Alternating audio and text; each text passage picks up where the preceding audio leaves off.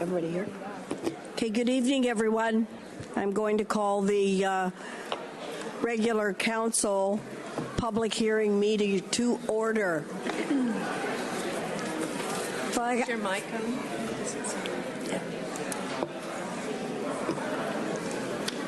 If I could have quiet in the chambers, please.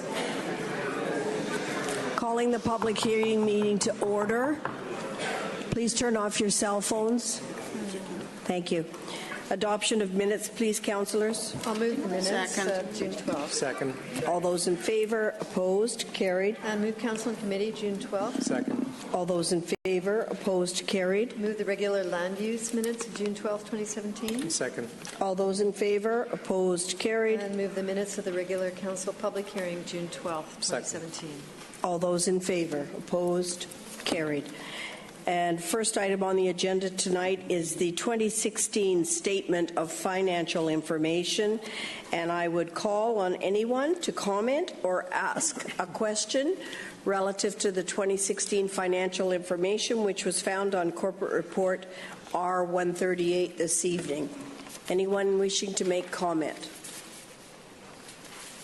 Last call. Nope.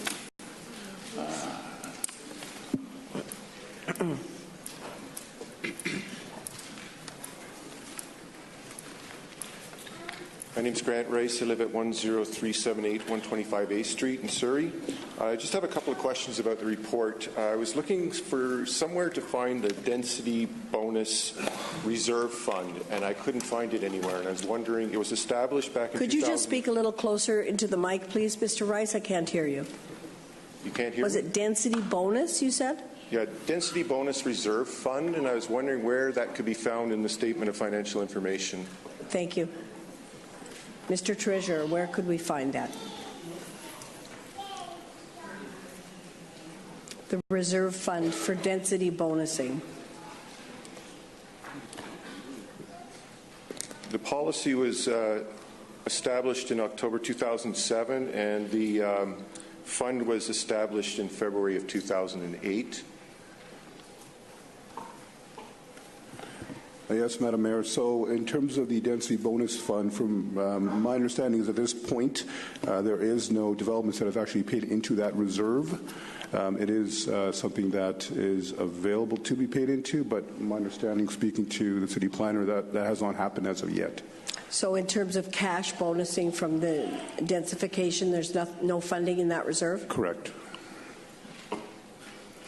So I'm to understand, even though we have a $1.5 billion a year in development and high-rises popping up all over the place, we don't have any density bonuses that have been paid to the city. There are oftentimes elements that are paid to the city through the development cost charges and through some amenity contributions, whether it be roadworks or other things, but there is no cash in a reserve fund. Okay, so that reserve fund exists, but it's empty.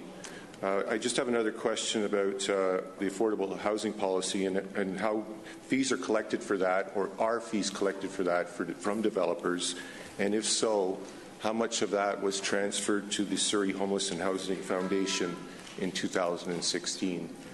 There's no contribution. There is no contribution from that. That, again, is a negotiated piece with each particular project.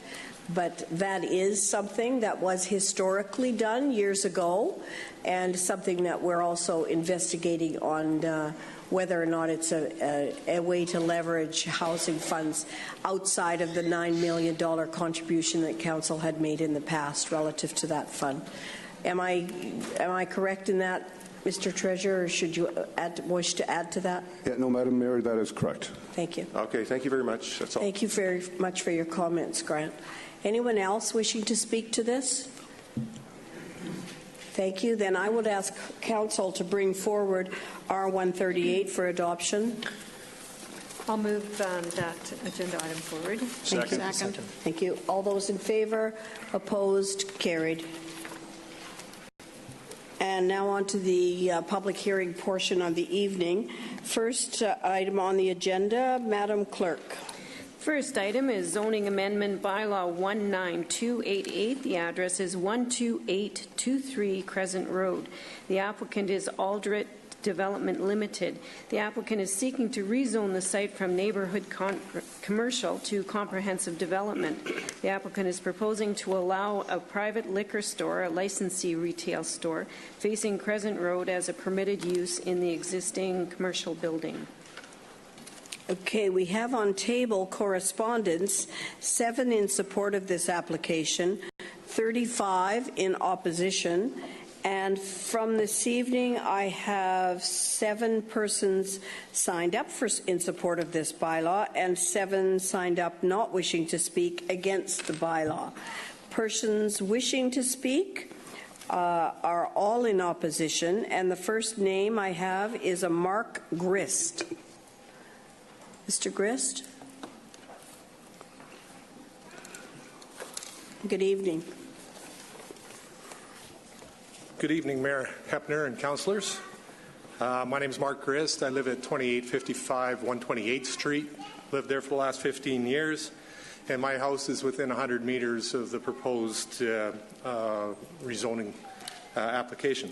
I'm speaking on behalf of our local neighborhood group, which is within the 128th and Beckett Road area, and we have about 15 of us here representing that group tonight. We have about input from about 30 residences, and as I said, many of those are here to voice their opposition to the rezoning. I would stress that our group consists of long-time homeowners, some that have been there since 1939, and they've seen a lot of changes to the neighborhood and are well qualified to speak to the impacts on the community. So let's get to why we are opposed to the development. Fundamentally, we are opposed to changing the designation of neighborhood commercial, which is an accurate reflection of the location and the use of the site today, to something that is more expansive and not in the character of the neighborhood. The subject property is bounded on 3 sides, as you can see, by residences. And the 4th side is a major park. Hence, the proposed use is clearly not consistent with the site. Moreover, the proposed use is not supported by the local neighbors or the community at large. Looking specifically at the requirements for CD zoning, the proposed change is not consistent with the city's locational guidelines for private liquor stores per city policy. I'm not sure if it's 059 or 059. The policy requires that a liquor store not be located within 400 meters of a school, a public children's park, a public playground, a public library, or a public recreation facility. The staff report correctly states that the proposed liquor store does not comply with City Policy 059, as the subject site is located within 400 meters of Crescent Park, which contains a public children's park. In addition, and not mentioned in the staff report, the proposed change fails to meet the policy because of the following reasons. First, there is a YMCA-operated preschool / kindergarten located within 200 meters of the subject property. Second, there is a children's playground associated with the preschool, also within 200 meters. This is in addition to the playground in the park, which the staff report mentions. The staff report does say that it's a circuitous route to get to that playground, that it exceeds 400 meters, but that's not true. There's a pathway that goes straight through the park on a diagonal straight to that playground, and I've walked the distance myself. It's within the 400 meters. There are also recreational fields and a picnic / barbecue facility within the 400-meter limit. And in fact, the only thing listed in the policy guidelines that is not within the 400-meter limit is a public library. Everything else is in there, so it clearly does not meet the requirements. This is the primary reason for opposing the proposed zoning change and why we think it shouldn't be approved.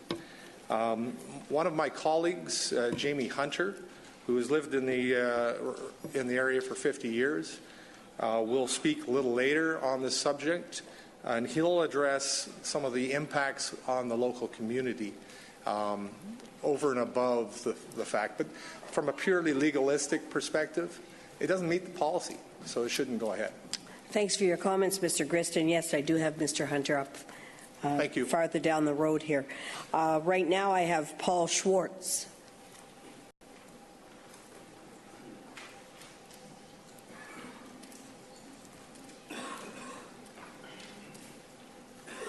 Good evening, Mr. Schwartz. Thank you, Your Worship, members of council. I am Paul Schwartz. I live at 2688 Crescent Drive. I just want to address one particular thing. In the planning and development report that has worked its way up to this stage to council, it says on page 7, the Crescent Beach Property Owners Association, CB POA, is generally supportive. I'm a member of that association, and I looked into how that had been determined, and I found out that at one of the regular quarterly meetings, this one in December of 2015, there had been a presentation by a Mr. Aldred. And what the minutes said from that meeting, and they're online at the CPPOA's website, it says, Ryan Aldred of Aldred Property Management, landlord for the small shopping centre at Crescent Road and 128th Street. Now, generally at quarterly meetings, there's presentations. For example, for the June meeting, there was presentations for Sullivan Street Sport Court and Crescent Beach Swim Club. But what there wasn't in the notice to the members, and what wasn't said in the minutes, was, okay, members, come and vote on a specific proposal, as your resolution says, to put in a private liquor store. That's not what the members were given notice of. That's not what occurred at that meeting. At the time, in those minutes, it said there were about 375 members of the association. Well, 23 were there that night. I don't think people knew that there was going to be a vote in support of a private business, in particular a private liquor store that evening. And I think it's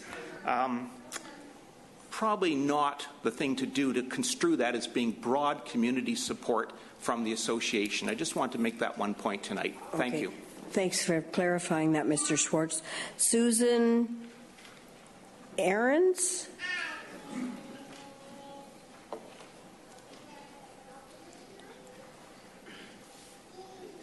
I'm not sure, Susan, if I pronounced that properly. It's Prinz. Prinz, thank you.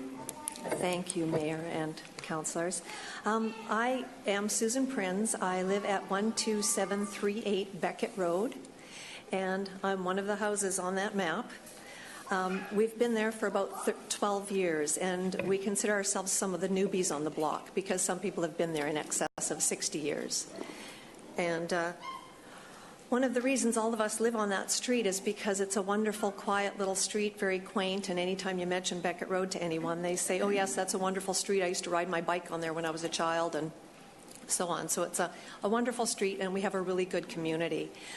A liquor store is not going to help our community at all. It's not something any of us want. Some of the things also is I am the block watch captain for the street, and we do have our issues on our little tiny street. We've had break-ins, etc., as everyone has. It's been recommended that we close off the end of Beckett Road so the bad guys can't get away. But that's neither here nor there. Right now, we already have a really good bunch of businesses in that little C5 space. We've got Fieldstone Bakery and the Beast and Brine. We've got Esquire's Coffee and the Crescent Beach Veterinary Clinic. They all do a great business. There is not sufficient parking for the current businesses. Today was a Monday. Thank God we could drive up and down our street without worrying about somebody making a U-turn or opening their doors into traffic. Normally, we have quite a bit of a zoo there all day long, 6 days a week. So that's one of the things. We've actually tried to have the traffic calming and parking issues and the crosswalk at Crescent and 128th changed. We have had issues brought to the attention of the transportation planning manager, Philip Belfontaine, and they've told us that it'll be at least 7 years before anything will be done. So that's not going to help us right now, and if they put a liquor store in at the end of our street, it's only going to get worse. Right now we are on a one-lane heritage street that has a 30K speed limit, and people are zooming up and down that on every nice day to get to and from the beach. So we'd really rather not have a liquor store add to the problem, especially since When they did admit that it was going to be a liquor store and not a beer and wine store, they also told us that the busy time would not be the same time as the stores that are in that building currently, which are until 5 when they close. They said the busy times would be from 5 till 9 p.m., and now I find out that the liquor store would be open till 11 p.m. We do not need a busy street from 5 till 11 p.m. It's just a tiny little residential area. A liquor store is not going to help us out there. Some of our members, some of our people on the street have written in letters to you. In fact, almost everyone from the street has written in letters indicating that where there's liquor stores, there's usually an increase in crime. One of many things we don't need, increases in substance abuse. Already, Crescent Beach is party central at this time of year where it's grad and summertime and the weather's beautiful and the kids want to go down and party on the beach. I don't think we need to have a liquor store right across the street from a gas station where they can get mixed so they can go down to the beach and have more of a party, or zip up and get more alcohol and head back down to the beach again. And one question that I have, and I don't know if it can be answered, is if it does get rezoned, which we really hope it doesn't, will that set a precedent for other rezoning in the area? Because some people have mentioned that perhaps it would be a gateway to having a pub in that location or something like that, which is also something we don't need. And thank you for your time. Thank you. And just in response to that question, every single application would be determined by council on its own singular merits. So if we got an application, we would, of course, have to look at it, but it would not be a determinant at all that said if there was a liquor store there that would then follow, there would be a pub. Thank you. Thank you. Thanks for your comment, Susan. Larry Joy.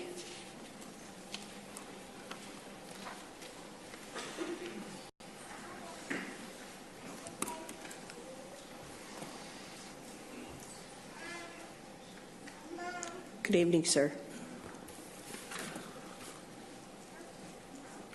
Hello, Mayor and Council. I'm Larry Joy. I've lived close to that corner for the last 27 years, and I'm well aware of the dynamics as to living close to the beach, living close to the park, and everything that affects that area. On a regular basis, it's definitely something that in the summertime there's way more activity. And I just want to kind of get into just some of the impacts that will potentially happen if this is changed. It's, as you're aware, it's directly located across the street from Crescent Park, which has been a known problem for illegal drinking and vandalism and disruptive behavior with kids, young adults in there, throwing beer bottles, basically getting into altercations with the police. And we hear all that. We hear it on a regular basis, almost every weekend, all summer, as it is. So this location is beautiful. It's a tree-filled area that it really highlights what Surrey can be and what Surrey should stay like. And we don't need to basically expand the access to alcohol in an area so that the kids can come over there, buy their booze, go into the park, go down to the beach, go back for more booze or mix across the street, and on it goes later and later into the evening. And there's nothing that we can do about it now because the RCMP resources are already deployed elsewhere in Surrey. So what are we going to do? If this goes in, all it's going to do is going to fuel the access to alcohol in the area. There's already off sales up the street at the Legion, which is, I would say, probably 400 or 500 meters away from that corner as it is.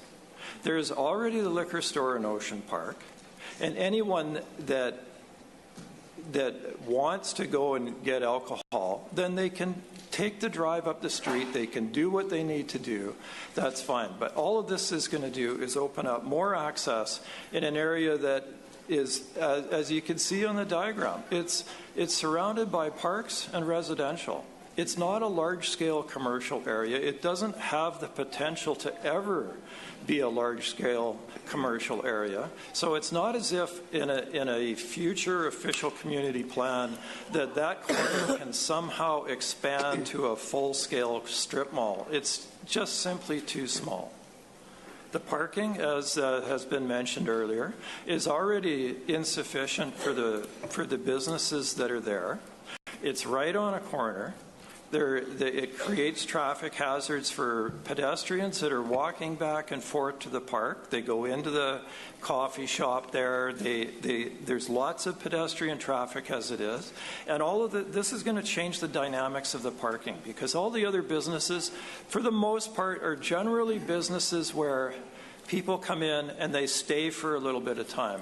To have a liquor store right there, it's going to be an increase of people in and out in 5 minutes or less constantly, all day long while that business is open. It's also a thoroughfare going down Crescent Road down to Crescent Beach, as has been discussed. It's also going to open up the opportunity for any last-minute stop-offs for people driving with boats and trailers to just duck in there for their alcohol. There's nowhere to park a boat or a truck and a trailer. It's just not designed for that. That's too small of an area. The original zoning was appropriate, but this is inappropriate. I also want to say, the fact that the original developer has overbuilt the complex and then there's one suite that has been unoccupied for a while, that shouldn't give council leverage or the developer to change the zoning to make up for previous mistakes. They'll find the right business to go in there, but it just does not have to be a liquor store. It's a quaint neighborhood. We all want to keep it that way. I'm a member of the Block Watch. I'm also speaking on behalf of Dwayne Wallace, who's going to be speaking next. Or actually, I'm speaking on his behalf. And I just want to say that it's just the wrong place to consider changing the zoning for something like this. Thanks a lot. Thank you very much for your comments. So you spoke on behalf of Mr. Wallace as well? That's right. His name is next on my list, That's so right, yeah. He's not speaking? He's not speaking. Okay, thank you very much for your joint comments then. Up next, I have James Hunter.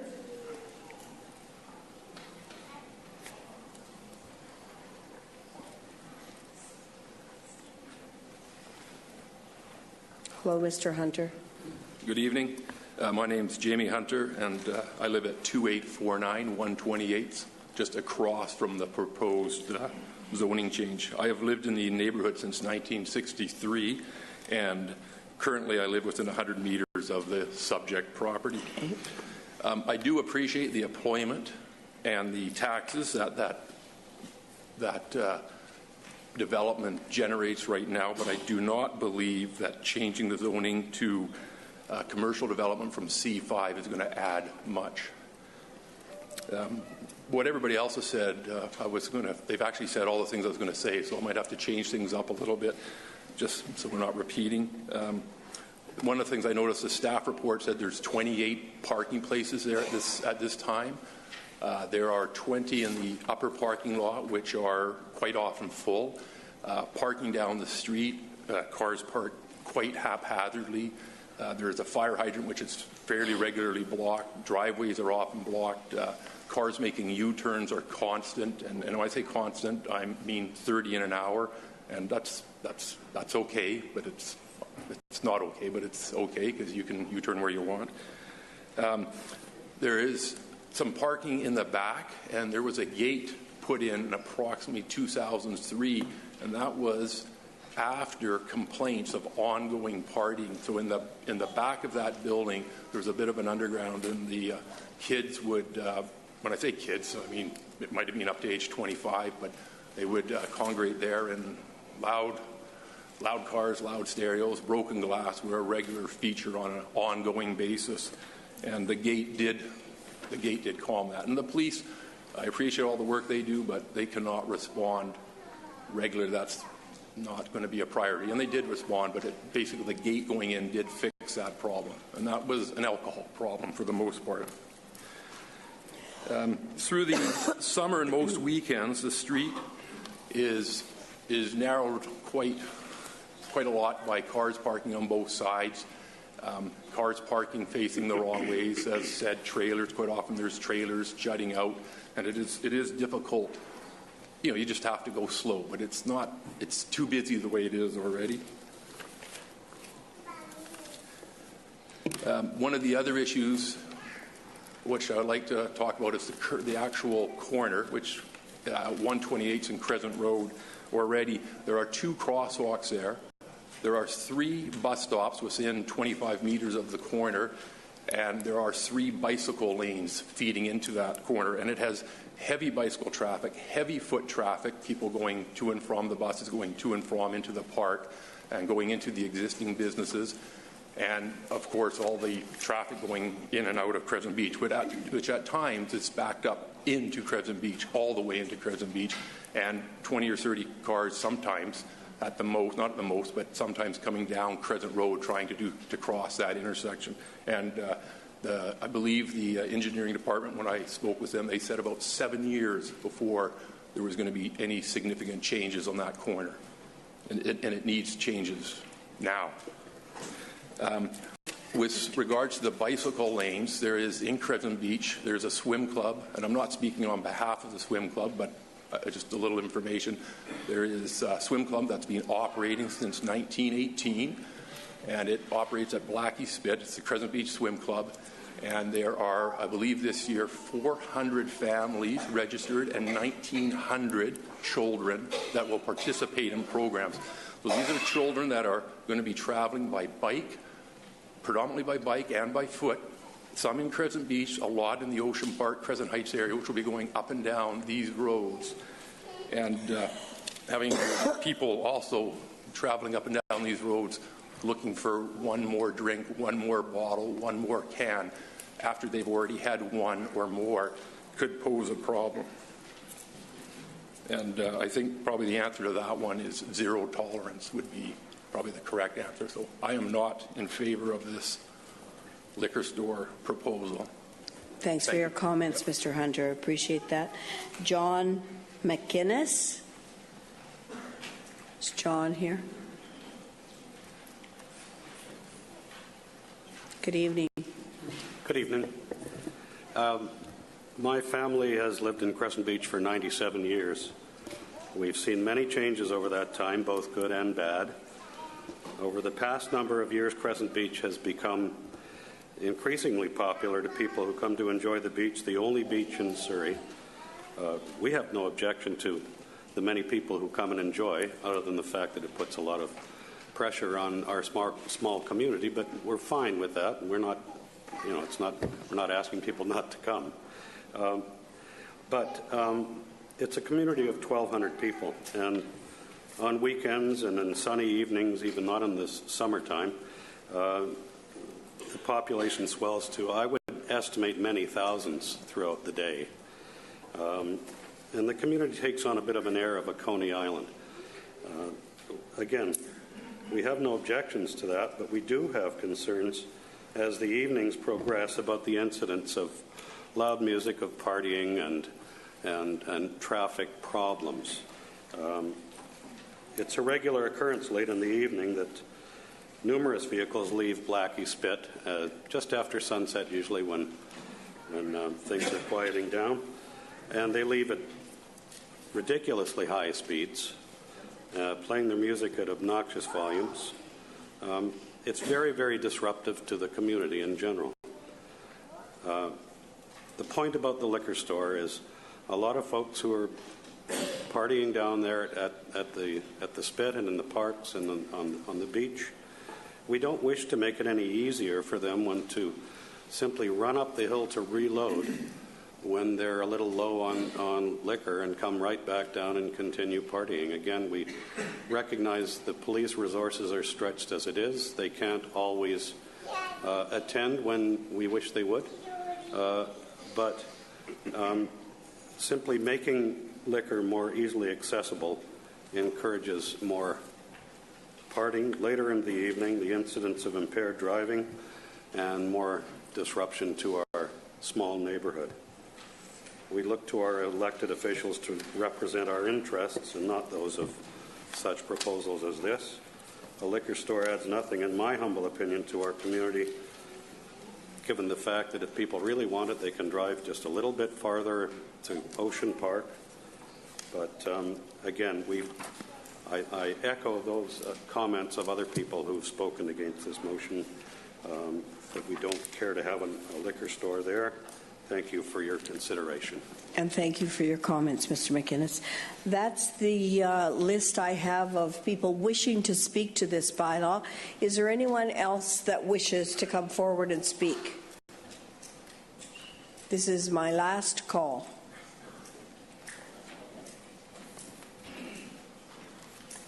Anyone after this gentleman? You, sir, will be the final speaker. Thank you, Your Worship. I'm Oleg Verbenkopf. I'm with Pacific Land Group, and we're the agents for this application. I understand we're discussing a local existing circumstances at the beach and in this neighborhood, and I'd like to thank the folks for coming out with their concerns. We've had a public information meeting, and as somebody mentioned earlier, there was a discussion at the Crescent Beach Property Owners Association as well. So this is a very well-known location and facility in the Crescent Beach area. So, Your Worship, we've heard about traffic and parking as well as drinking on the beach, and I'd just like to maybe just go over some of the technical points with respect to this application to clarify any questions that you may have. So Ryan Aldred and his family have owned the facility since 2007, and currently there's a vet clinic, there's a coffee shop, a deli, and a very well-known bakery. The nail salon that used to be there is gone, and it's been, as I say, vacant for approximately 2 to 3 years. Some of the key points I think that the local residents brought up is that the liquor store would be open later, and that's true. It's allowed to be open until 11 o'clock, while most of the peak hours are running from probably about 4:30, 5 o'clock till, say, 9 o'clock in the evening, which is counter, if you will, to the bakery and the deli, which are busiest during the day. So there's, I guess, if you wish, not a conflict in terms of parking. And the uses are, I guess, in some way complementary with respect to peak hour demands. So as part of this application, we've worked with staff, and we're proposing significant improvements to 128th Street. And I'm not sure if the planner has a plan to show that, but I do if you don't.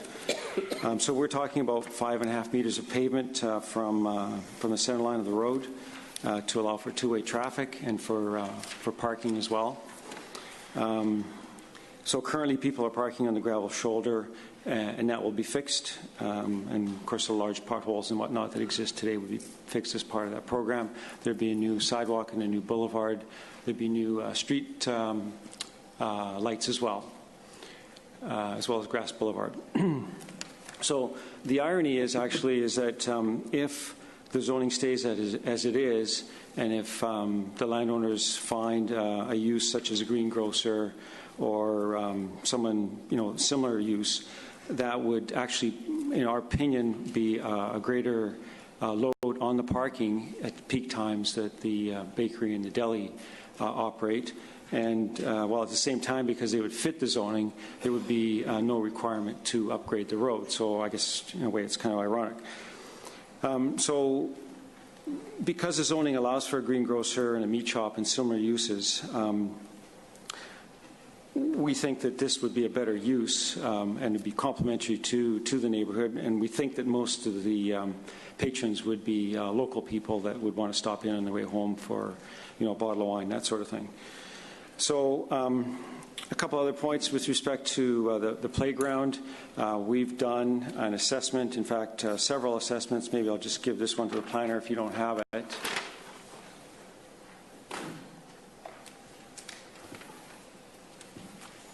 And basically, we've mapped the trails through the park and sort of the easiest routes, if you will, to get to the children's playground. And this particular one, of the three, trail routes that we've chosen, is the closest, and we measure it to be about 458 meters. So it's just beyond, I guess, your guidelines. The liquor store operator is a reputable, experienced firm. They've got 9 liquor licenses, if my memory serves me correctly, throughout BC, 2 in Surrey. We've checked their records. They have no violations.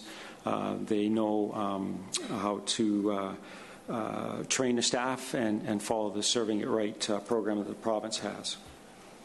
And as you know, the staff are monitored by the province from time to time, who send in minors to ask for liquor and that sort of thing. And so these folks are experienced in asking for ID and how to monitor the operation. We've also forwarded the application to the RCMP and to the City Bylaws Department, and neither had any concerns when responding to the Planning Department. So, I'd be happy to answer any questions, and Mr. Aldred is here as well. I'd like to say a few words. About 10 years ago, my family bought the building. I've lived in South Surrey at 2640 133rd Street for 27 years. It's about 100 meters from Crescent Park. I grew up going to Crescent Park Elementary and then to Elgin Park Secondary, and my entire family lives less than 3 kilometers from this site. There's nothing to say that we are very invested in this community, culturally, financially, and there's nothing we want to do to bring any harm to the local neighborhood. Beyond our offer to upgrade the street, we've also offered a corner cut, and we encourage the city to perhaps signalize the intersection sooner than the original 7-year plan. Overall, the incentives we've offered to the city for this equals perhaps 4 to 5 years worth of rent from the incoming tenant. This is something we think would be here long term and very convenient to the local neighbors. And I think that's all I have to say. Thank you. Councillor Gill has a question. Councillor Gill. I just wanted to clarify, is the proposed business owner yourself, or is it another tenant? Yes, it's another tenant. I have no interest in this. Just wanted to clarify. Thank you. I see no other questions. Thank you. Thank you. Madam Clerk, bylaw number 2, please.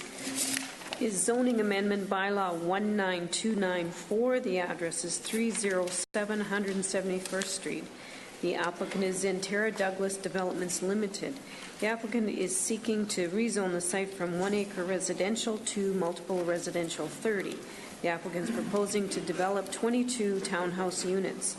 In addition, a development variance permit is being sought to reduce the south side yard and the east front yard setbacks in order to achieve an efficient site layout in an urban pedestrian streetscape along 171st Street. I have no one signed up to speak to this bylaw, and we have no correspondence on table relative to it. Is there anyone wishing to speak to bylaw 2 on the agenda tonight? Madam Clerk, you wish to speak to bylaw 2, sir? Okay. Yes, please. Next, could you use the next mic, please, the one that's a little taller? Thank you. Thank you. Yes, please. Thank you very much. Name and address for the clerk. Sorry?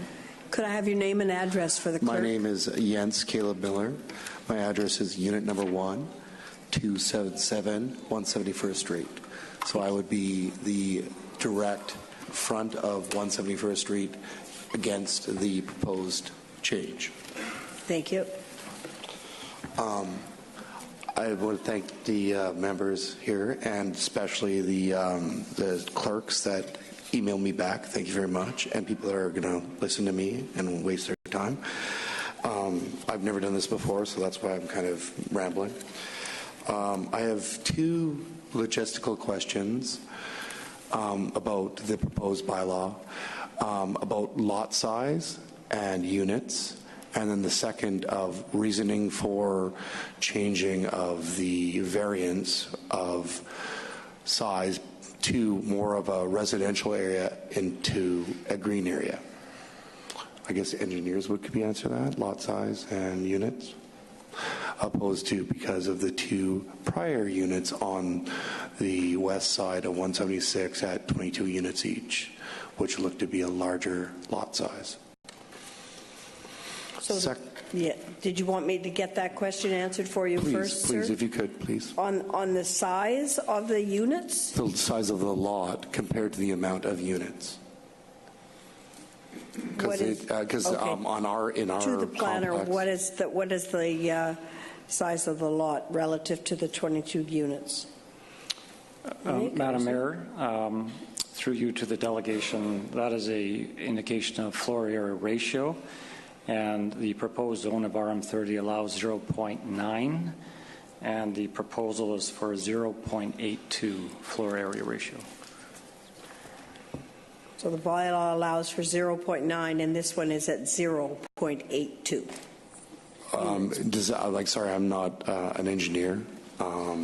It says 22 units, which would be families and parking, opposed to 0.9. Sorry, I apologize. I just don't know what 0.9 means. 22 units to the size. It looks to me on the picture, which is not comparable to the other size, which I was mailed to come here with, that it looks like there's a significant size difference in the bottom end of it, which would be westbound. That's the only reason why I say this. Could you put the design of the application on screen for us? There. So you're suggesting that the lot size is smaller with the same amount of units. Smaller than the site to the... Compared to the next, or the one uncomparable to the lots, the units or the complexes made down on 171. I believe they're approximately the same, but I'll defer to the planner.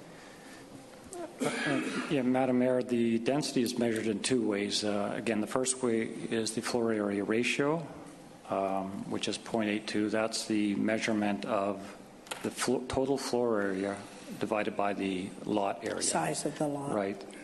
The second is the units per acre, and this proposal is proposing 19 units per acre, which is comparable with the other townhouse developments approved to the south.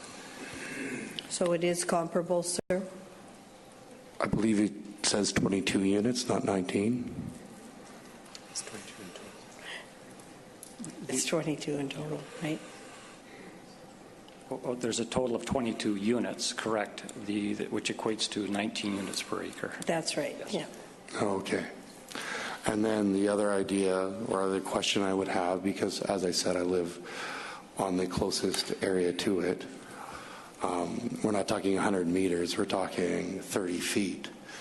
Why would you, and next to a value-added reason, move away from a green space towards residential for building? And then, second of all, move towards the road opposed to back towards a green space? And next to an idea of financial gain, not a personal gain. I understand that things will be developed, and I'm not trying to argue that. I just feel that this is kind of being put down to a method of financial gain over functionality and comparability to lots or units made in the area. Easy to tell would be, look at where the parking is for visitor parking. Instead of the headlights going towards the unit that's established, and then not a golf course where at night the headlights wouldn't do anything, it points towards there. Well, why would be that reason? Because there's more financial gain to be north and west than it would be to be south and east. I would expect it probably has more of a planning assessment than that. I would expect it probably is contiguous with the kinds of townhouse developments that are surrounding it. Am I correct in that assumption, Mr. Planner?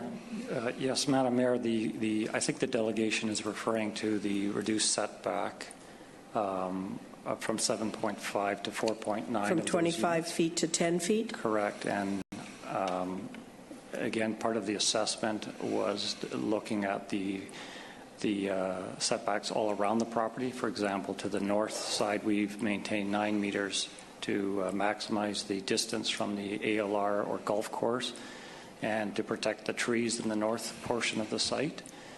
And the reduction on the south property line was considered acceptable because it's adjacent to a driveway. It is 10 meters on the west side, just to be correct, and there's plenty of trees in this lot, so we're not protecting trees. So let's not pretend that. Correct? Like, we're not moving this because there's trees there. There's plenty of trees on the lot right now. They're going to be removed, and as I said, no problem with that. But let's not pretend that this is the reason.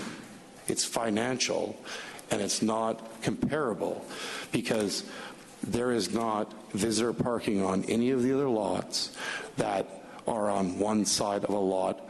There are on the lot beside in ours, they start at Unit 1, and then they're Unit 6, and then down the road at the farthest end unit. So they're not comparable. They're not grouped into one spot. And just like the past questions about Crescent Beach, parking does become part of a complex or a community problem. I understand about Crescent Park kids partying. The biggest question they brought up was boats going to the marina. They're going to have to pull in. There is no spots for that. Same thing goes. When you build this lot, where is the parking for the outside? There is no extra parking for these 22 units. I don't care about 0.9's floor space. Each one would have potentially 2 to 3 cars, maybe 1 if you're lucky. But there's a chance 2 to 3 cars. Are they used in the garage? Now look at the driveway to parking ratio. The driveway going down the center unit is 35 feet. Each car that's a standard size nowadays is on average, if you could park right to a garage door, is about 15 feet. 15 and 15 is 30. No car is 5 feet wide. So there might be a variance underneath. Okay, and there might be people allotted for parking in a garage. But you also have to take into account, just like our unit, there's only so many people that actually park in the garage and use that for space. So they're usually parking outside the lot. Now, you've accepted a proposal for the crossing that was built across the street, and there was no allotted extra parking for them. We are already flush with parking. Not only that, but as of 6 months ago or 4 months ago, you put a non-parking variance on the sidewall to the ditch going towards the Peace Portal parking lot. Peace Portal Golf Course, which reduced the amount of parking legitimately without being ticketed. So we're adding 22 units without parking, without like, oh yes, it has the 0.9 floor space area. But we're talking about on the ground things. Like, you can be an engineer and understand these things, and there's a mathematical equation. But unless you live in this area or see this day to day, you don't understand on the ground things. And I'm saying to you as a person that there is no parking. They haven't allotted for it. They are making these designs it could be in compliance with 0.9% floor space, but it is not conventional or it's not neighborly. The same thing goes with that liquor store. Yes, people might need it there, but it doesn't make sense because people are going to drive down to the marina and they're going to pull over with their boats and there is no parking. These are the problems. This is on the floor stuff that can't be quantified by numbers or equations, but being there, living there every day. I have been a resident and a city of Surrey person for 42 years and an employer of a person of business in the city of Surrey for another 27 years. So I see the things and I move and I shake with what goes on, and I vote for your party, and I hope that I'm represented properly. Thank you very much. Thank you very much for your comments. And sir, were you with him, or are you going to speak specifically to this application as well? Okay. You're up. My name is Yadvinder Singh Sahota. I live at 277 171st Street, Surrey, BC. I've lived there for about a year now, and it's a good place to live. Most of the most of the residents at 277 are it's young families with one child, some two, a dog. It's the kind of place that you're really happy to make a choice of deciding on to live. The density in the area is increasing really, really quickly. We just had a development across the street completed called The Crossing of, I don't know how many units exactly because some are still being built, but it's over 100. And the street is still a one-lane street. And as Mr. Miller mentioned, there is a lot of issues with parking. My biggest thing that I want to bring to council is the change that is being asked to put forth, and the difference between the north side and the south side fence lines on this property. On the south side, where we share an adjoining fence, there's a laneway, and it's used by, in the daytime, kids playing, people meeting at the mailbox, and there's a coach house there that is used for meetings and such, and a green space that's open to the fence. Now, on that fence line, they want to go from, at the back end, from 25 to 10, more than half. And then as you get to the middle, they want to go from 25 to 16. And what separates from the fence line to the structures is a 1.5 meter walkway. On the north side, you've got the same walkway, but then you've also got suggested a landscape buffer zone. And it seems to me a little bit redundant when the other side of the fence is a golf course that's not going anywhere. So when I'm looking at it, I can understand, the developer wanting to get the most out of the space, but I just feel that what is expected by the residents of 277 to accept is a little unfair. Not only are you wanting a change in the zoning of distance, but you're also not putting any kind of buffer in along that fence line. And in closing, I'd just like to say I'd like council to consider that. The effects for the residents at 277 aesthetically, density-wise, and with the noise. And that's all. Okay, thank you very much, sir, for your comments. Anyone else on bylaw 2?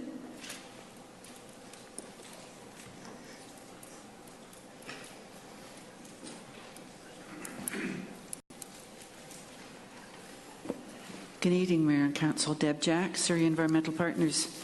Just wish to bring to your attention that out of 33 mature trees, 26 are going to be killed off. And there will be retained only 7, and only 2 of which are conifers. 2 issues arise out of this report. One is that it was suggested that their consideration might be to remove some rhododendron and have them go to the glades. And the only comment here in the report is that Parks Department does not wish to plant the additional rhododendrons in the park.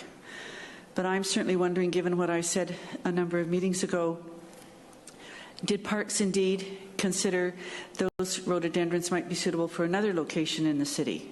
It only addresses the one. And we had talked, if you recall, with regards to looking at some of the plants that are on properties and as an asset to the city as a whole instead of just killing them off. That was one issue. Okay. It certainly seems to me that I'll ask the general manager of parks, but that we could find room for rhododendrons in a different park if the glades.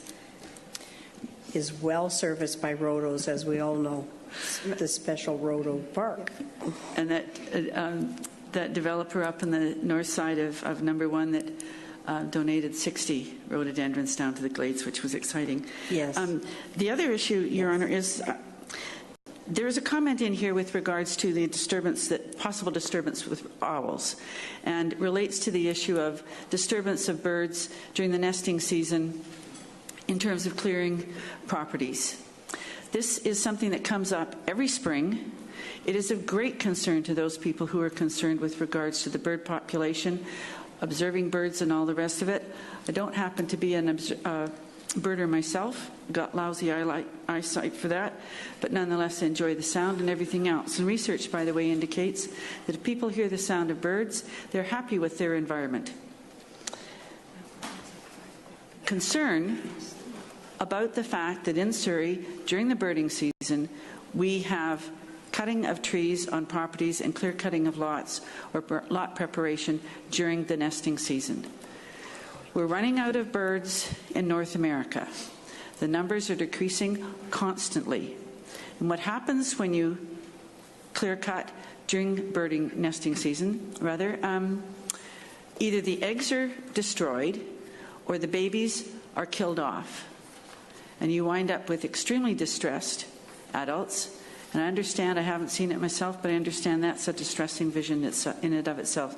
I think the city, with respect, needs to look at that whole issue and clarify it so that we don't look as if we're not following some of the policies we have with regards to conservation and protection of wildlife. We will have a look at that, Deb, because it is my understanding that we don't do that during birding season or nesting season, as you call it. So you're right, we'll take a look at that. And I personally have seen several sites in the last couple of weeks where it's been going on. Take a look at the nesting season times. Thank you. There was another. Okay, you, sir.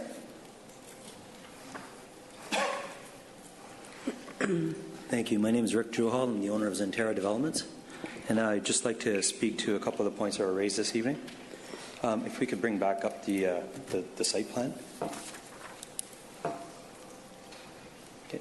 The first concern that I heard was the UPA, the 19. It's actually 19 per acre. We're actually a little bit larger than an acre. And during the design of this project, we took into consideration that it's going to be family units. So we tried to make them as large as possible, hence the 20 by 40 foot module. And we tried to keep as many double wide units as we could possibly fit in this configuration, so that people are not tandem parking and then parking on the street and filling up the garage with storage. So that's the reason why the vast majority of the site is a double wide garage. The second thing we heard was the concern about the site to the south. We actually have a cross-access easement. So originally when the site to the south was developed, I guess the planning must have required a cross-access easement, so that when this project was to be developed, that we would enter in off of their driveway right to the south. So in order to limit the impact on the neighbors to the south, we've actually put in a direct access off of 171 Street. So that may answer some of the questions regarding not having an impact to the south. We're leaving up a fence, and I'm happy to take the fence down up and put up a nice cedar fence, but we just weren't sure what the neighbors wanted to the south. So there is a buffer, there's a fence there, and you're not going to have any traffic going through the site to the south. Could you respond, Mr. Johal, to the comment around shifting that back portion slightly to the closer to the golf course and having a little bit less of a variance at that one end?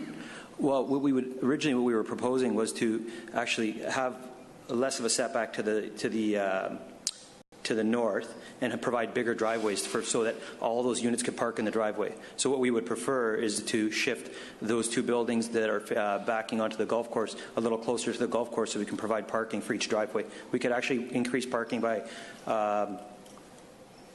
there's 8 units there. We could provide 16 parking stalls there if we were to shift the building, but we would lose those two very large trees that we've saved. Okay, thank you. So I'd be more than happy to provide the driveway space. Okay, thank you. Thank you. Any other comments? Thank you for your comments. Is that the final speaker for Bylaw 2?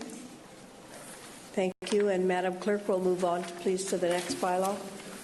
Is Official Community Plan Amendment Bylaw 19296 and Zoning Amendment Bylaw 19297. The addresses are 3032 Croydon Drive and a portion of 3035 156th Street. The applicant is Rosemary Business Park Limited and the City of Surrey. The applicant is seeking to redesignate a portion of the site from urban to mixed employment and rezone the site from 1 acre residential and business park to comprehensive development. The applicant is proposing to develop a 2-story multi-tenant business park building along Croydon Drive and a future 3-story multi-tenant business park building on the eastern portion of the site. In addition, a development variance permit is being sought to reduce the minimum setback requirement from the top of the bank for a Class B water course from 49 feet to 33 feet at the closest point in order to accommodate the future business park building. Thank you. I have on table correspondence in opposition, 19, and persons not wishing to speak in opposition, 2. Persons wishing to speak. I also have 2. Judith Williamson is first up. Judith?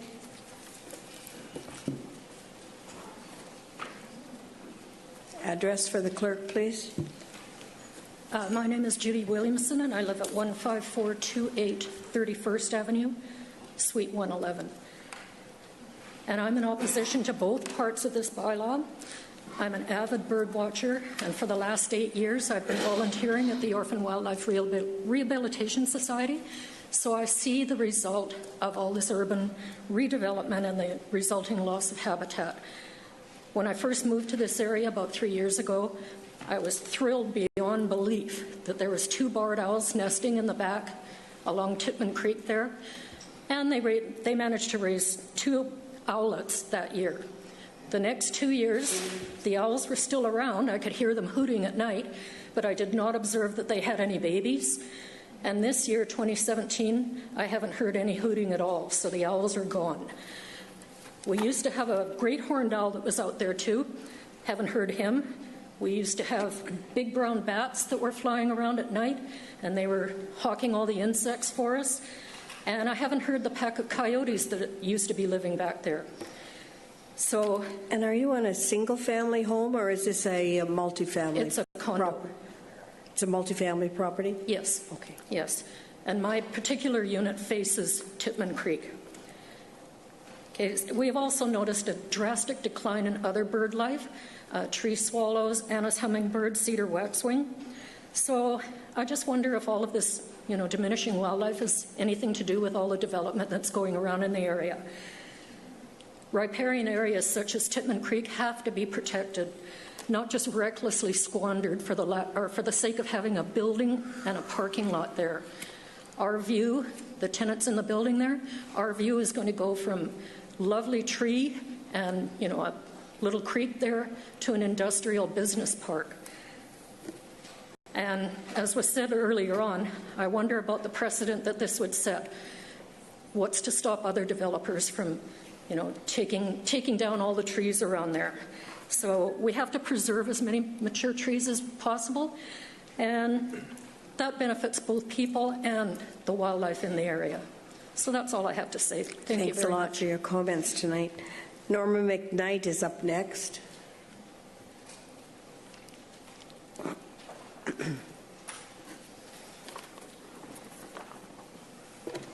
Good evening, Madam Mayor and Council. My name is Norma McKnight, and I live at apartment 406, 15428 31st Avenue. I'd like to say, first of all, that I concur with everything that my neighbor Judy just said in her opposition. My neighbors and I realize that your time is very valuable, and we didn't want to be repetitive in our oppositions. So we only have 2 speakers tonight, but we want you to know that that is not a reflection on strong opposition in our neighborhood. And I gathered 106 names in opposition over 2 days. Every person that I had the opportunity to speak to was opposed. I didn't find anyone who wasn't. If I had more time, I feel that I would have been able to exponentially increase the numbers to put on the so-called petition. I would just like to add to Judy's comments that we have several seniors in our building who purchased specifically to be living on the Greenbelt in their what may be their twilight years. And they, along with us, Judy and myself, we did our homework when we purchased. And we were very comforted by the fact that the Surrey bylaws protected the trees within 15 meters of top of bank of the Titman. So to hear now that there's a possibility that that variance permit could go through and we would lose 5 meters of trees is very, very disconcerting to all of us, but especially to the seniors. Today I sent in the letter that had the 106 signatures. I emailed it to the City of Surrey, and unfortunately I made a typo with the clerk's email address. I emailed at 3:37, and then when I saw that the error occurred, I resent, but it didn't get in until after 4 o'clock. I'm requesting permission of Madam Mayor and Council to submit the letter to you now. All those in favor? Opposed? And that can be received. Thank you. Thank you very much. And thank you for your time. Thank you for your comments.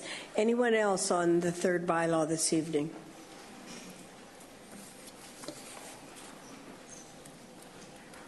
Just kicked me out of the system. Deb Jack, Surrey Environmental Partners.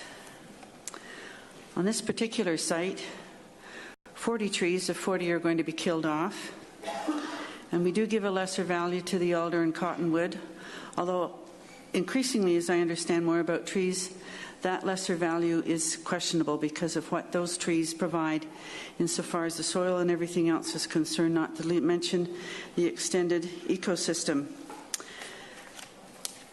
We don't know, of course, what the size of those trees are because we don't get reports that give us an indication of all of those trees in terms of their width at breast height. Of people who are an average of 5 feet 8 inches tall, which is quite a bit taller than I am, for example. So maybe we should have the breast height lower at 4 feet. I am concerned about this setback on the creek. I understand that this is one of those matters that is grandfathered out of the new riparian regulations, but I think it's important to bring it to your attention. I've had a number of emails with regards to this, and you may be interested to know that someone from the Pacific Stream Keepers Federation was inquiring of someone I know in the community about what on earth was going on with regards to this creek. It is important, and if you take a look at the general area, it is increasingly important.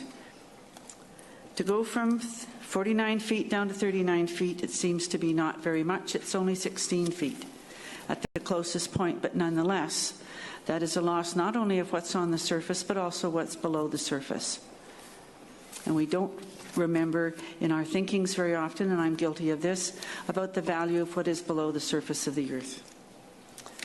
And I find it interesting because it indicates here that the city is an owner of this property, that the city is going to reduce the city's minimal requirements of its policies. That's an interesting thing just to think about. So I'm not sure that this is going to have a great deal of impact insofar as changing the setback is concerned, but I think it's important to bring it to your attention. We simply have to stop continuing to reduce the setbacks for the riparian areas, because when they become cumulative over the length of the given watercourse, it has a very negative impact.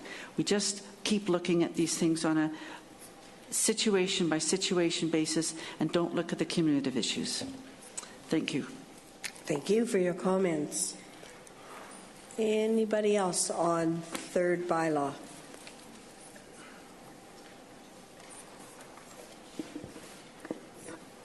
Good evening. My name is Adam Drake. I live at Unit 307-15428, 31st Avenue. Those are my neighbors. I've not done it before, so I'll keep this short and sweet. I think it's a bit of a shame that we want to cut the limit back. I think it's a shame that we want to cut down some trees and reduce the ambience in the area. I think it's a shame that the wildlife is suffering as a result. I'm one of the original owners. I've lived there for coming up on 5 years. It was one of the main reasons that I bought in, but it's one of the things that I've enjoyed the most, because that's my view, is the trees. I'm not really opposed to businesses going in. I think it's a good opportunity for a lot of people. And I personally have used a few of the businesses in the business parks that are there. I've also noticed that there are a lot of duplicates, a lot of 24-hour gyms that seem to be open for a long time and not really used for a long time. I can also tell you that there are plenty of other buildings that seem to be vacant and yet to be filled. So part of me questions the need for more of these buildings to go in, and at the same time appreciate the opportunity that it gives for other people to start a business in the area. So those are my comments, and thank you for your time. Thank you for your comments. Last call for speakers on Bylaw 3. Hello, Mayor and Council. I'm Rick Chapman. These are my neighbors here. I just want to say quickly that the area they're talking about, the Titman Creek, is just a little jewel in South Surrey.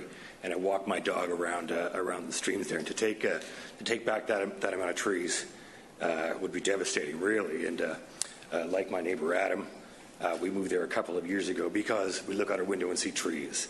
When they cut on the other side, when the leaves fall in the fall, we'll see a whole bunch of lights, and it just won't be as covered as before. But the Titman Creek is a little jewel in South Surrey, and I hope it stays that way. Thanks very much. Thank you for your comments. And anyone after this speaker? You, ma'am, will be the last speaker for Bylaw 3. Good evening. My name is Maggie Coca. I work with Applin & Martin, and we're the agents for this application. I just wanted to take a few minutes of your time to explain the variances that are being requested. I have an overhead.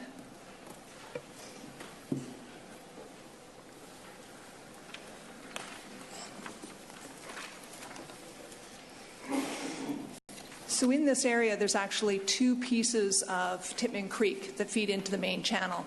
You'll see where it's labeled Lot 2 is one of those channels.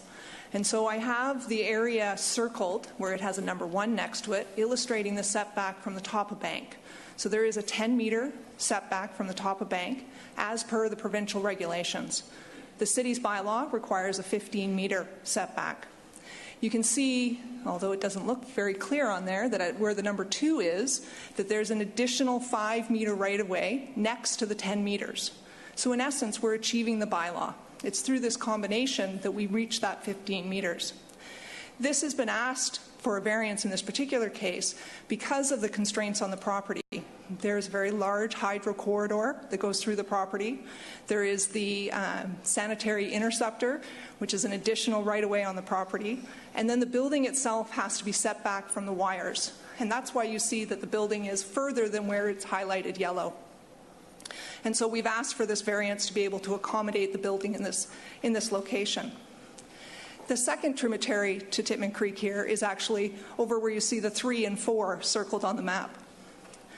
You can see that there is a 15 meters actually achieved from that creek, plus 13.7 meters to the edge of where the property is. So that's in excess of the city's bylaw. I just wanted to provide that context to what is being actually requested this evening.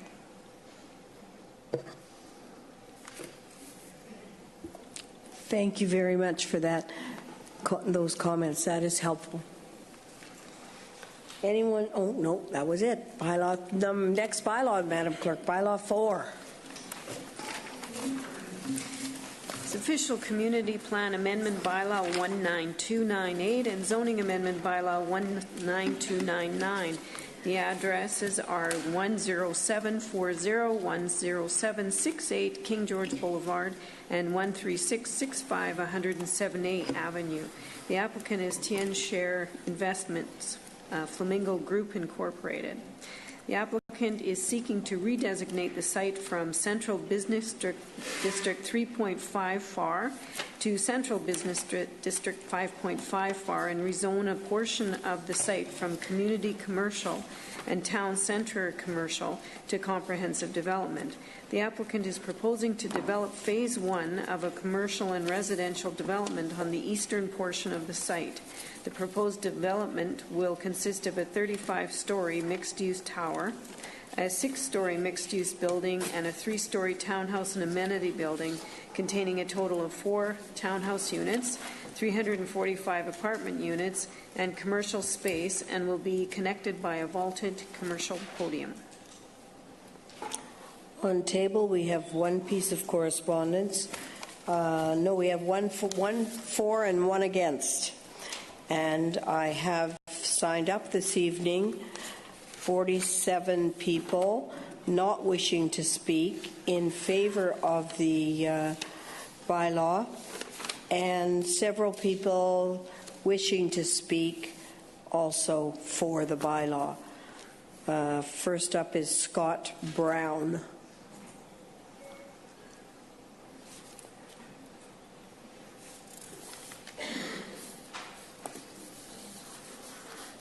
My name is Scott Brown. I'm a resident of 1176 148th Street in Surrey, and I'm also President and Chief Executive Officer of Fifth Avenue Real Estate Marketing, which is based in Surrey. I am not involved in this particular application from a commercial perspective. I'm merely here tonight to respect and share comments from a personal perspective and from a research perspective. I began my career in real estate project marketing and early on in Trails at Bear Creek and at Gateway back in the early 90s. I believe that, and I've been very involved in the growth of Surrey City Centre, but always believed in the value of Whalley and the authentic story that Whalley represents. I do believe that Whalley is at a tipping point, and I think that with the attention that King George Station is getting and Central Station getting, this particular development is a critical development for signaling the future of Whalley and actually drawing the positive attention that Whalley already has but needs more of. And so I speak in favor of this development from a research perspective as well, in terms of the attractiveness of the area and the uniqueness of each of the nodes, King George Station and Central. This particular development gives this node the attention that it deserves, and I worry without something like this, it will continue to sort of be the sort of disregarded stepsister as King George Station and Central Station get more and more attention and more development. Thank you. Thanks a lot for your comments.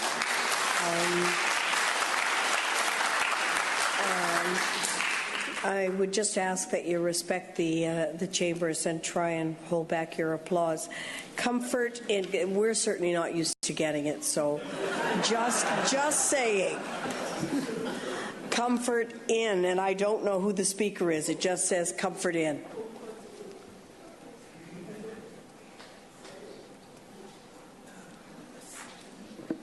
Sorry, my name is not Comfort In. My name is Comfort Ero. E-R-O is my last name. Thank you. Okay, now you can applause. Good. I live. My apologies. Thank you. I live at Unit 39, 10038 150 Street here. Like the last speaker spoke, for this development, because when you cross 108 down towards the valley, towards the Patulo Bridge, it's like you are out of Surrey, you are in a village, in another village. So it's good to have all this development, like the townhouses, story buildings, and all those things. But everybody always overlooks art, performing art. Surrey is a very vibrant, multicultural city, and we need to develop art. I work with some children, and during the immigrant children, and during the snow, during the winter, at times we stay outside because we are looking for where to perform, where to practice our art. So I am for this development, provided art is taken into consideration. Thank you very much. Thank you very much. Anita Huberman, a name I know very well and how to pronounce it. Thank you very much, Mayor Hepner and members of council. With me is Dr. Greg Thomas, the chair of the Surrey Board of Trade. We represent around 6,000 member contacts where we support and bring business into the city. Tonight, the Surrey Board of Trade is here to let you know of our support of TN Share's Flamingo Block redevelopment proposal. The Board of Trade considers the proposed development to be necessary for the revitalization of the Whalley area into the vision of a city center that will both attract new businesses and residents, as well as raise the profile of Surrey as a growing, attractive city. The TN Share group of companies is proposing, in our opinion, an innovative project for a large parcel in Whalley, which housed the old Flamingo Hotel. The project intends to fully take advantage of the transit services in the area, promote walkability by having commercial development on lower floors of all towers, as well as a standalone commercial structure. And it will be close to the light rail transit line, promoting walkability. Several amenities that our development and land use team thought that were highly desirable include the extensive green spaces that provide an attractive entrance to the city center area for those traveling south on the King George Boulevard, the community amenities and spaces to expand the ability of nonprofits and organizations to meet, the art and culture space so desperately needed to build our cultural economy. It will be a social, economic, and central hub. It will be a live, work, play community development. It will be affordable, increasing our housing supply that we so desperately need. It will create a vibrancy in this area.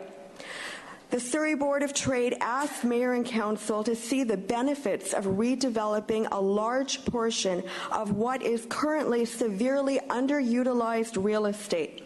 The benefits of increasing affordable housing, commercial and business inventory for the city will be measured by increased tax revenue for the city. The attractiveness of this development will bring to the city center is immeasurable. In essence, Mayor and Council, the project will revitalize the area, and we also ask you to support this development. Thank you. Thanks for your comments, Anita, and Dr. Thomas. Appreciate that as well. Next up is James Stewart. Good evening, Your Worship, members of Council. My name's slightly easier to remember as well. Anita's always a hard act to follow, and her representations are usually quite complete, albeit short and uncharacteristically short and sweet. I remind you, I've been a lawyer practicing in Surrey for 37 years. In fact, in 1980, when I started practicing, I started at 13639 108th Avenue, directly across the street from the Flamingo Hotel. And for the last 21 years, my office has been on the 14th floor of the Gateway Tower. I look out every day at this exact site and this exact community, which you may find amusing, but by choice, my office faces Whalley rather than the other side of my building, which is mountains and river. I've watched the community evolve and in some cases deteriorate over all those years.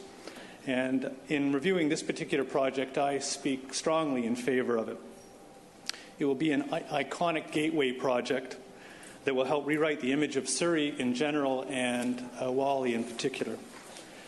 TN Share's Whalley District project provides living spaces, not just apartments. There will be places to stroll, places to work, places to eat, to shop. It will be close to transit. There will be ground level amenities. There will be spaces for art, all the components of a desirable community. The ground level public green space combined with street and lower level commercial spaces and high-rise residential space will encourage the creation of a balanced community, a new community arising out of the wounded community that exists in Whalley right now. Despite the determined efforts of the city and so many other organizations and residents, I don't believe that Whalley can heal unless physical changes are made that promote and facilitate an influx of new residents. It will be those new residents that form and reform the community. I urge the Council to approve this. Thank you very much. Thanks a lot, Jamie. Elizabeth Modell.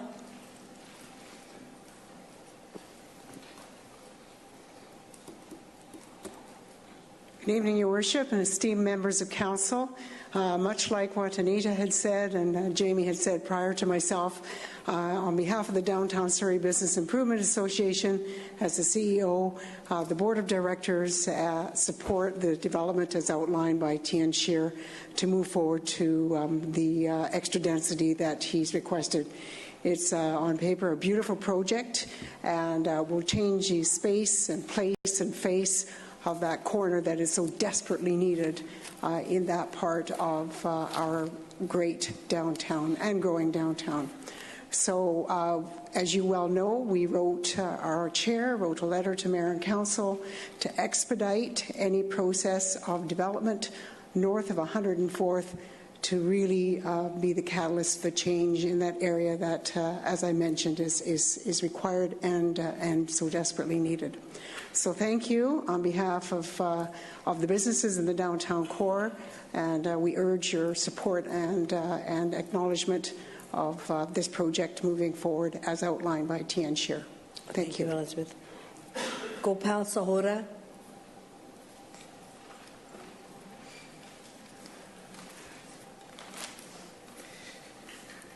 Good evening, Your Worship, members of Council. My name is Gopal Sahota.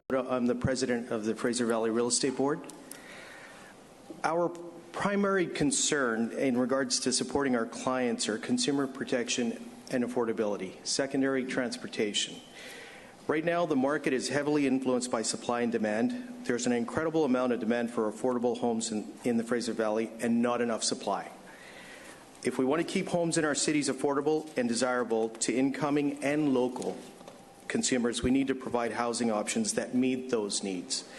Attached homes have become the primary residential property type for people buying real estate in the Fraser Valley. For almost a year, townhomes and apartments, monthly sales combined, have been surpassing what we have been seeing for detached homes. That's why diverse housing options are key. Not everyone who wants to be here can afford or even needs a detached home.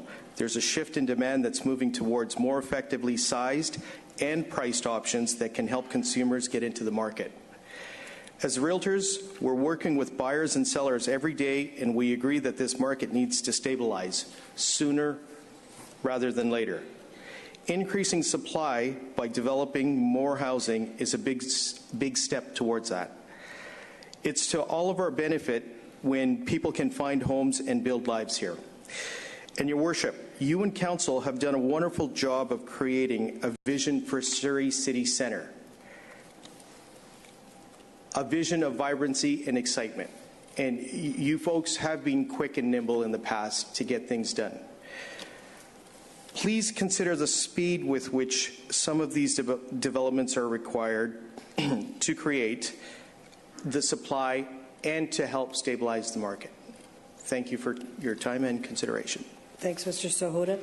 Rourke Anderson.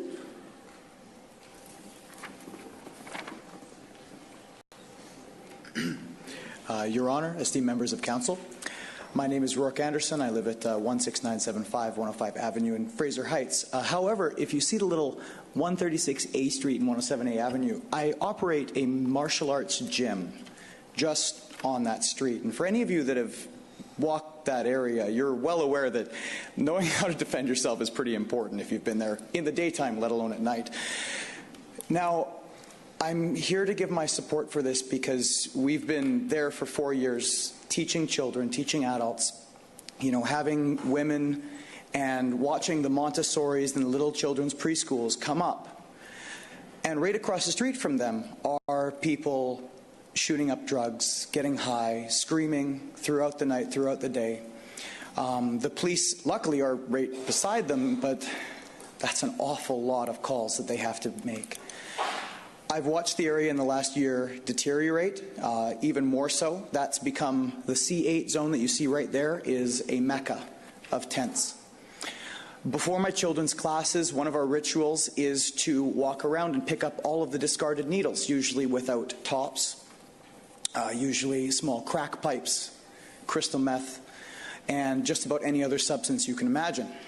As you guys know, working through the city and making everything as developed and refined and beautiful as possible is very, very important.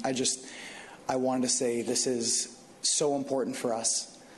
I unfortunately have the RCMP non-emergency and emergency on speed dial, because when we're teaching children to be better people, and right across the street is in some cases the exact opposite, it can be very disconcerting.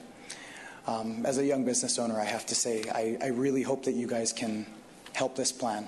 It means the world to all the students that we brought here with us today and the children. Thank you very much. Thanks, Mr. Anderson, for your comments. That's all I have listed for speaking to Bylaw 4. Is there anyone else that wishes to speak to that bylaw this evening?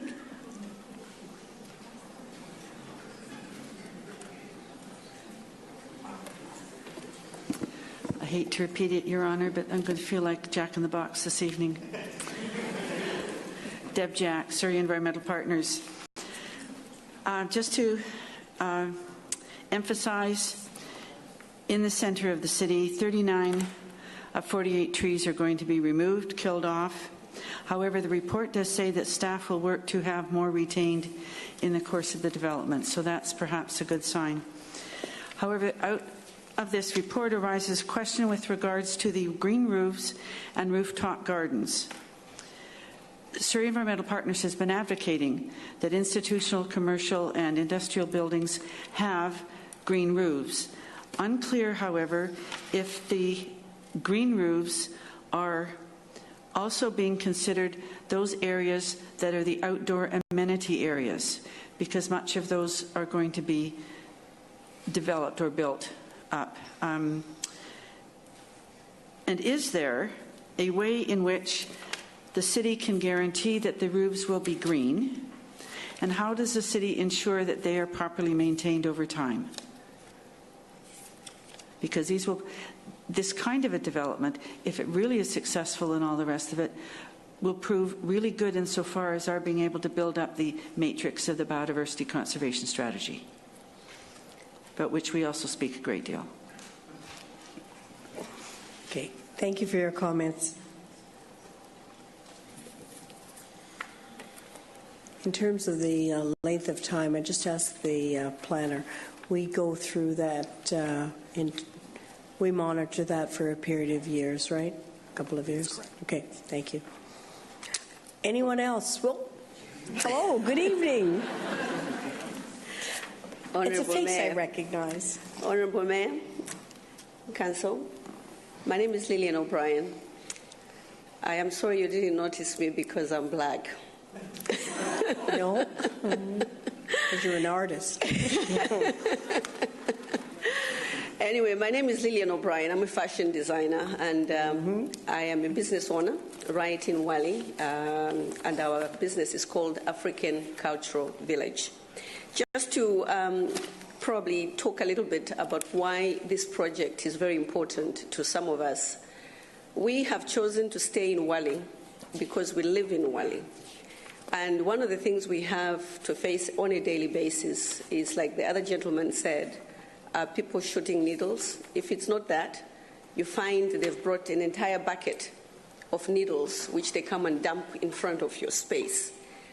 But then, of course, you wake up and you say, okay, I will just pack up and, be done with it. But then when you quit, you'll always be a quitter. So because of that, on Friday, June 30th, we decided to make a statement to say you can come to Surrey and actually enjoy fashion on the George. So we'll be celebrating Canada Day on June 30th by actually telling the rest of the Lower Mainland that Wally is not as bad as they think it is. We are fashionable, we are stylish, and we are divas. Thank you. Thanks for your comments. Anyone else on bylaw 4 this evening? Oh, No, you go first. Ladies before gentlemen. He hasn't come up yet. Yeah. Honorable Mayor and Council, I only have one thing to say. The Surrey slogan says, "The future lives here." If you want it to live here, let's give it a place to stay. Thank you for your brief comment. Bonnie Burnside, 13880 101 Avenue. You notice Deb didn't get up and talk about saving the wildlife on this site, because the wildlife that's on that site now is not the kind of wildlife that we want in Surrey.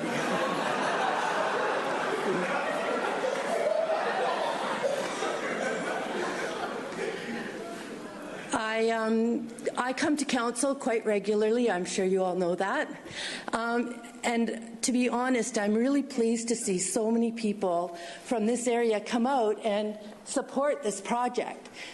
Because the reality is that in the last year, I haven't seen council reject one development permit or one development that has housing involved in Wally.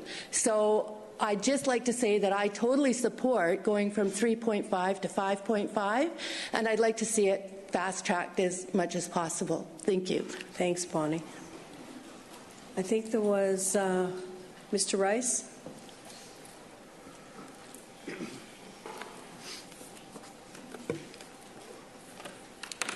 Yeah, it's Grant Rice, 10378 125 8th Street in Wally. I've lived here for 27 years.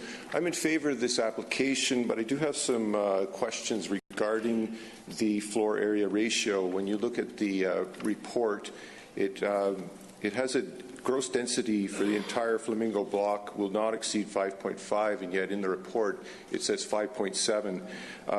The uplift in the land value that occurs when you go from 3.5 to 5.5 or 5.7. Is there any way that the city will be applying the density bonus provisions for this site?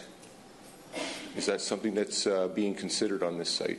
Let me just see where we are in terms of those negotiations for amenity contributions. Mr. Planner, does that come after provided the rezoning occurs, or when does that occur? Madam Mayor, the applicant would be required to pay the city centre amenity charges based on the ultimate density that's proposed. So there will finally be some funds See, it is your night. That's a relief to know, because I think one of the problems is that there's a lot of building going on, but there's not a lot of mind put to creating affordable housing. And because we don't have a vibrant affordable housing fund, and we don't have any money in the density bonus reserve fund either, this is sort of it's sort of slipping under the radar. So some of the other things that I wanted to mention is that in the report it also shows that there's only three-bedroom units in the first phase of the development, yet there is a child's playground. So I was wondering, as families grow, do they have the ability to grow in this space? There's also a shortfall of 3,700 square feet of indoor amenity space.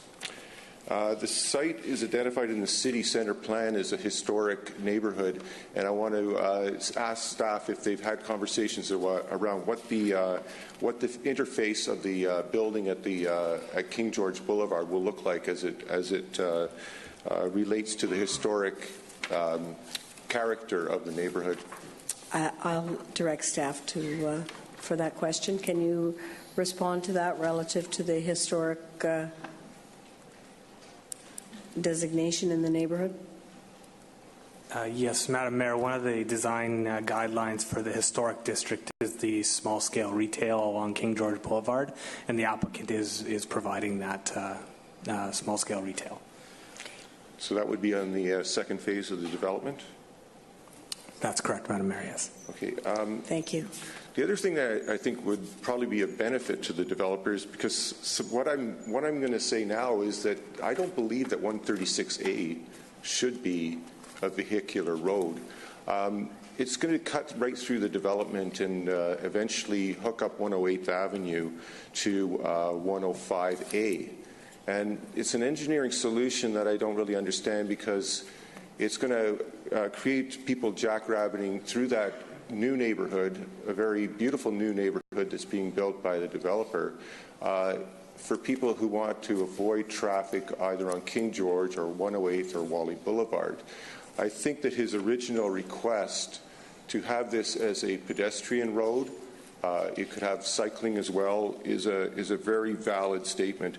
As us folks who are in this demographic are aging out, and we're the ones who are driving cars.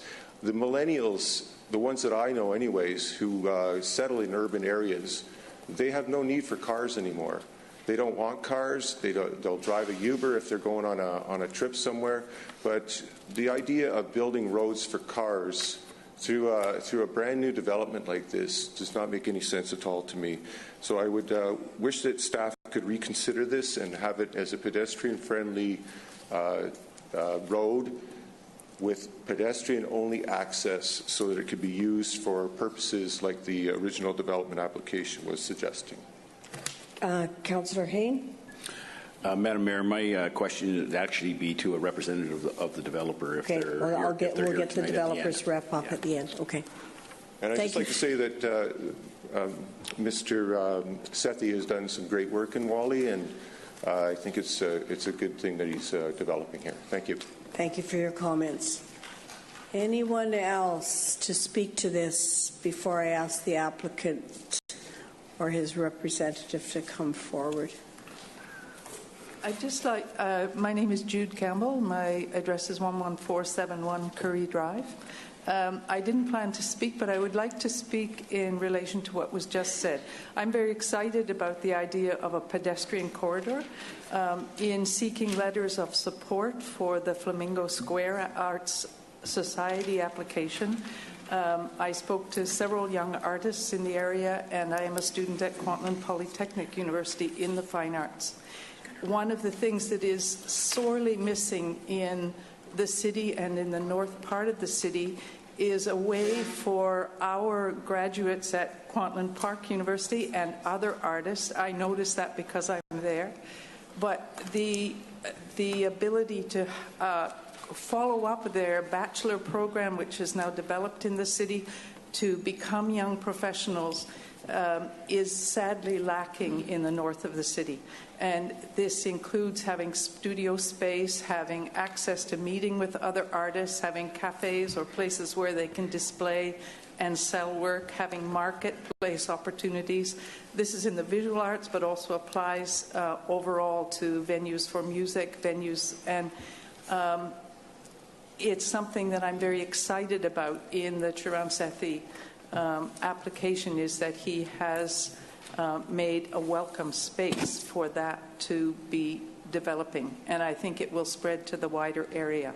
So I'm very happy to support the project. Okay, thank you very much for your comments. We'll try this one more time. Is there anyone else wishing to speak to this application? The applicant, is the applicant here this evening?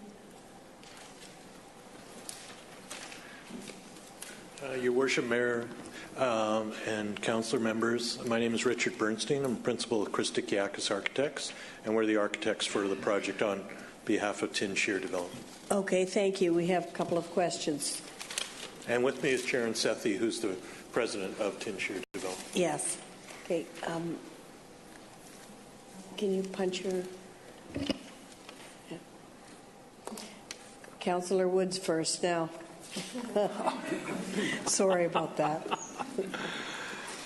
Well, thank you very much, Madam Mayor. I just have a question for the applicant. My question has got to do with when you go to market with this phased-in development. There's phase 1, there's phase 2, and there's phase 3. When you're marketing the units in phase 1, will you have a scale mock-up of the whole project? Scale phase 1, phase 2, and phase 3 all together, so that people understand that this is going to be a phased-in approach to a major development? Yes, Councillor, we will have full-scale models of the development showing the full build-out, as well as the individual phase proposed as phase 1. And I'll explain, Madam Mayor, why I asked that question. Is that my concern is that you build phase 1, and then you turn around to build phase 2, and we have people from the tower from phase 1 saying, you're now blocking my view. Yeah, there will be no secrets about that. We will show the entire model of the development. So the view corridors will be readily apparent to anyone buying at any phase of the project. In addition to that, we will have photos showing the views from various levels of the towers, and then showing how future phases will actually impact those views. Like what I'm hearing. Thank you very much. Thanks, Councillor. Councillor Hayne. Thanks, Madam Mayor. And first, I'd like to start off by saying and acknowledging the developer and Sharon Sethi and the work that he's done in the Whalley area and the effort that he's put in making a go of an area that's admittedly a difficult area for all of us who work and who manage and who look after or stewards of Whalley and all of Surrey. So I want to acknowledge, first of all, the effort that you put in and the consensus that you've got in the room with various business groups and the local community. So good on you for that. Just a couple of questions about the phasing, I guess, and how that's going to look. But before I get to there, 136 A Street, I'm glad to see in the planning report that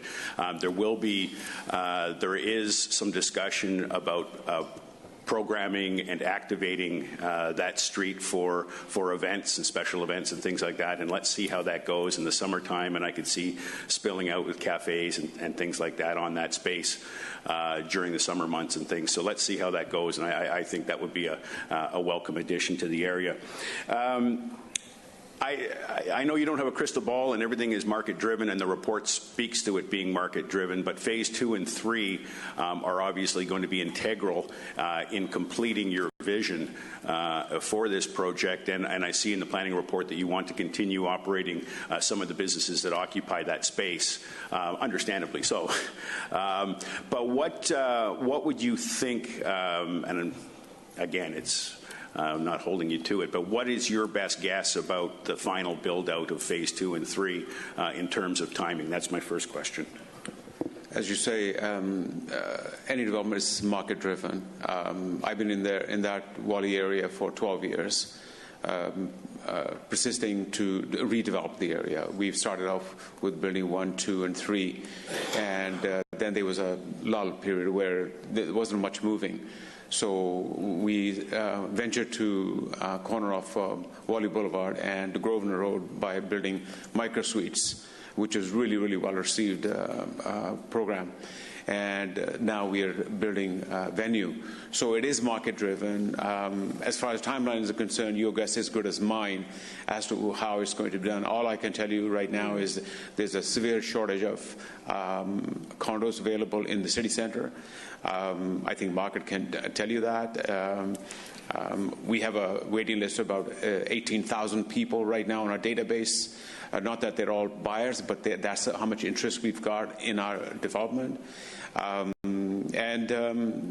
Just going back to 136A, we've had tremendous response from the community.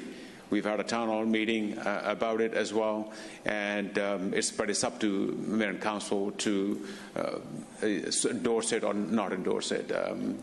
We're certainly trying to liven up the area. It does scare the hell out of me sometimes when I come out there at nighttime to try and protect my properties.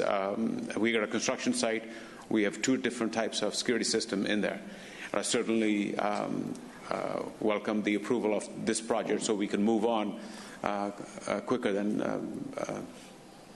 we can. So redevelop the area, because right now it's nothing but a hazard for everybody who's in that area. Okay. Thank you. And my second question is, I guess, gets back to the phasing perhaps a bit, and that is 30%, about a 30% reduction in the indoor amenity space in phase one.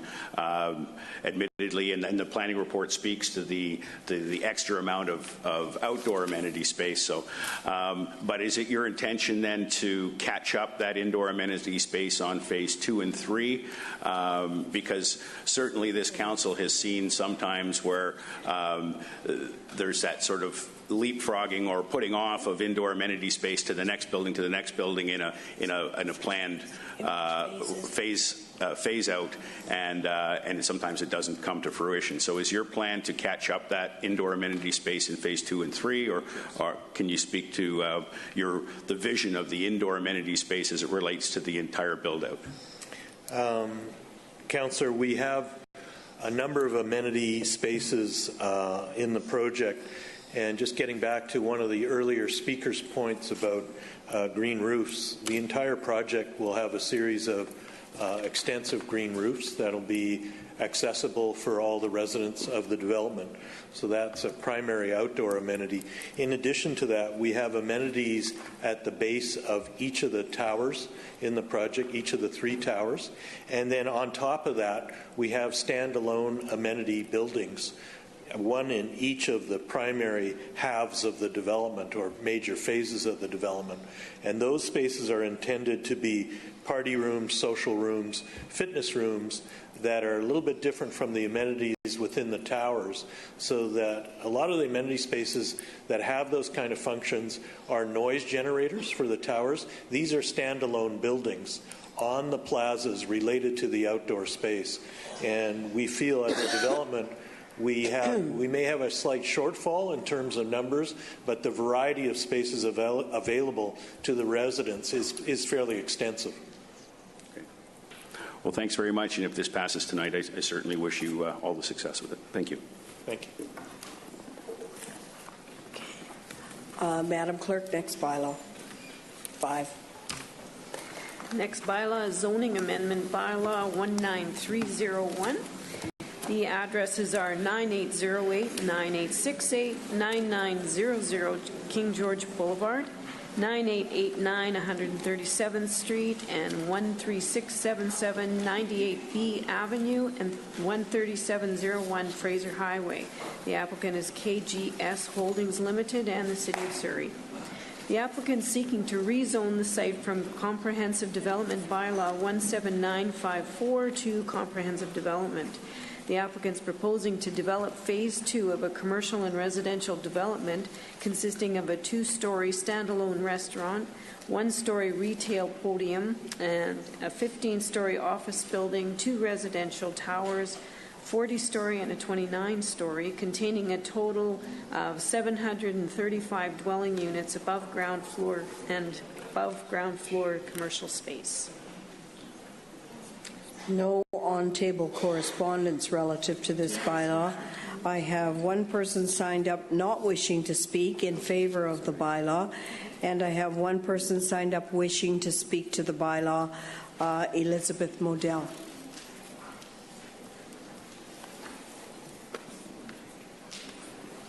Be tired of seeing me by the end of the night, esteemed Mayor and councillors. On behalf of the developers, PCI, the Downtown Surrey Business Improvement Association supports the changes in the site that they have proposed, and we urge Mayor and Council to endorse those changes as well. So thank you. Thank you, Elizabeth. Anyone else wishing to speak to bylaw 5 this evening?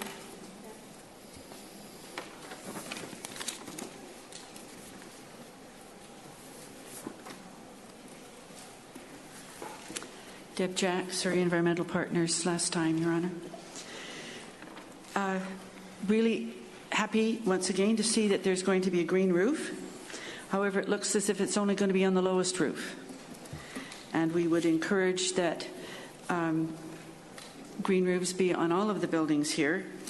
Also very pleased to see that in discussing about the green roof that the issue of improved bird and butterfly habitat was included. I'm not too sure about the migrating birds, but nonetheless, and like the idea of the rain gardens, rather, which are apparently going to be on the commercial podium, which is one story. I do have one question, though. Why, and this is not directly related to living environment, but if one building is going to be LEED Gold, or they're going to strive for that certification, why would not the entire development be that? Just crossed my mind because it's got to do with the quality and a lot of the environmental issues, sustainability issues. Mr. Planner, do you have a response to that, or do we need to ask the applicant? My guess is it has something to do with the LEED Gold categories, but I don't know. Yeah, Madam Mayor, the applicant may be best equipped to Thank answer you. that question. We'll see if we can find that out for you. Anyone else on number 5? Is the applicant here? Yeah. Want to answer that quick question on Yes. Good evening. why LEED on one and not on all? Yeah, sorry, Madam Mayor, members of council, Brad Howard with PCI. That's correct. The office building and the retail building will be LEED Gold. The residential buildings will not be going for LEED Gold. What we find is that the BC building code these days meets the LEED Gold requirements more or less in terms of energy conservation or an energy thermal use. So we've not elected to go with LEED Gold for the residential. Thank you. Councillor Starchuk. Thank you, Madam Mayor. Just to qualify that comment with regards, is it still to the LEED Gold standard, but not a LEED Gold certification? That's correct. We won't be going through the LEED Council, the Canadian Council. Okay. Yeah. Thank you. That's what we thought it was, but thanks for clarifying that. Madam Clerk, Bylaw 6. Is zoning amendment bylaw 19290. The address is 10219 176th Street. The applicant is His Grace Holdings Incorporated. The applicant is seeking to amend Comprehensive Development Bylaw 18653 in order to increase the permitted density and lot coverage for 5 recently approved small suburban lots. This would allow larger homes in keeping with the established neighborhood. I have no correspondence nor anyone signed up or anyone not wishing to speak, but I do have one person signed up wishing to speak to this. Judy Lands.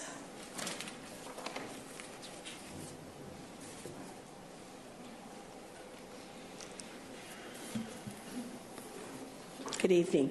Good evening. I live at 100831 172 Street. I just have a question. It's asking to increase the permitted density and lot coverage for 5 recently approved small suburban lots. So I question, does this mean that larger homes are requested in order, and which would make smaller lot proportionately, or are they going to decrease the number of homes in order to make larger homes, and therefore, so instead of having 5 houses on 5 lots, making them bigger, are they going to do with 4 houses and therefore keep proportionate sizes for lots a little bit better? I think this is larger homes in Mr. Planner, keeping with the neighborhood. Yes, Madam Mayor, that's correct. There are still 5 lots. This proposal is to allow larger houses on those lots.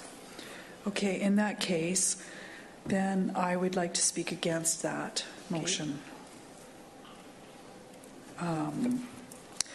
What we've noticed in our neighborhood is that when people build a home, they often have a suite, and sometimes they put in the framework and all the space allowed except the last little tidbits in order to fully make it like another suite. And so they have the equivalent of 2 suites ready to go. The second they sell the house, they put in that 1 extra wall, and bingo, they've got 2-3 suites in the house. And therefore, it changes the whole dynamic of the location. So if they have a 4,000 square foot home and it changes to 4,500 square foot home, in order to accommodate this extra little suite, this ultimately then paves the way for worse parking and worse density ultimately in the long run. So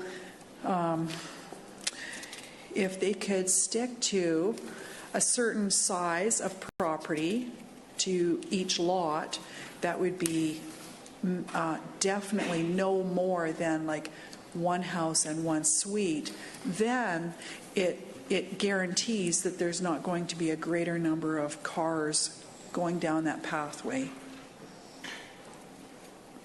Thank you. Thank you very much for your comments. Anyone else on 6? Madam Clerk, next bylaw. Didn't miss anyone, did I? No. Number 7, please, Madam Clerk. Zoning Amendment Bylaw 19291. The address is 10210 143A Street. The applicants are Balwinder and Armorpreet Greywall. The applicant is seeking to rezone the property from single-family residential to single-family residential 10. The applicant is proposing to subdivide the property into 4 single-family small lots.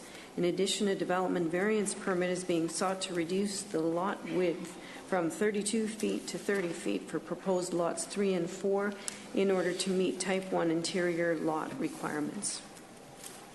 We have no one signed up to speak to this, nor we have one piece of correspondence on table in opposition. Is there anyone wishing to speak to Bylaw 7 this evening? Last call.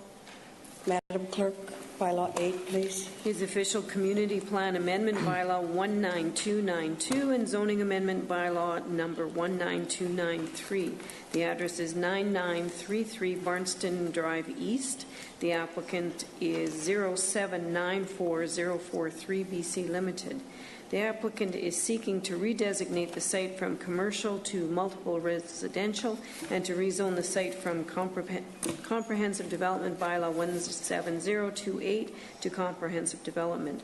The applicant is proposing to develop a 5-story building with 51 residential units above ground floor commercial space on the southern portion of the site, proposed Lot A, and a townhouse development containing 54 units on the northern portion of the site, proposed Lot B.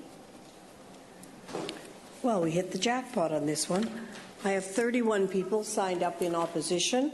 I have 92 people signed up in opposition, not wishing to speak. 19 people in support, not wishing to speak. And several speakers, all in opposition. Lindsay Ryerson is first speaker.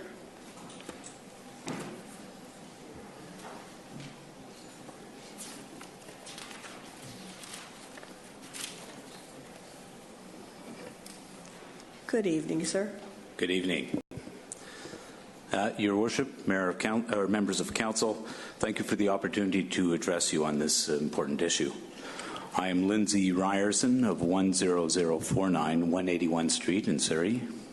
As a member of my community who cares a lot about how it looks and feels, I've also been a member of the Fraser Heights Community Association and currently sit as one of their directors.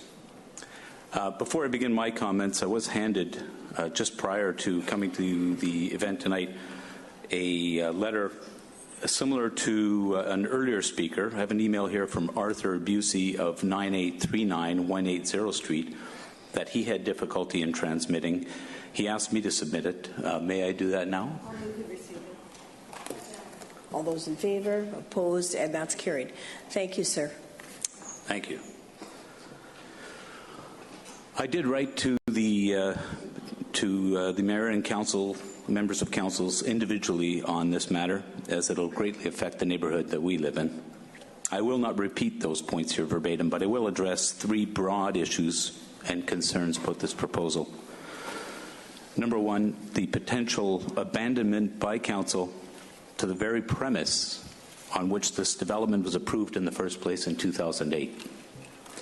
Number 2, the inadequacy of land density transition. And number 3, the inadequacy of services and support in our community with no plan to get there in the future. The first one, the abandonment of council to the very premise that this development was approved in the first place in 2008. This project was originally approved by council in 2008 on the basis that, and I quote from the city's own report, quote, while the proposal, if approved, would result in the loss of some employment lands, it has the potential to trigger the development of a neighborhood village center with up to 100,000 square feet of commercial space to serve the nearby emerging urban and established suburban neighborhoods, end of quote. That's a noble goal. There are currently only 116 units built on this site, with 445 either under construction or approved but unbuilt. This site will grow significantly again by another proposed 105 units over the already approved limit. In addition, according to the city's own Abbey Ridge local area plan, approved by the council, this very council, in February of this year, the projected population of the Abbey Ridge area prior to this application was that it would grow to over 5,500 people. This is a growth from the same report of a current 1,767 residents to 5,500, over 300% of the current population. The need for a meaningful neighborhood village is greater, much greater now than it was in 2008. I ask council, will the city really be reversing the basis of approval for this original project in the first place? As residents, we are all incurring the costs of this development and would now lose one of the few potential benefits. The second point was the inadequacy of land density transition. There was great opposition from this community to the density of the proposal in 2008, then again in 2009.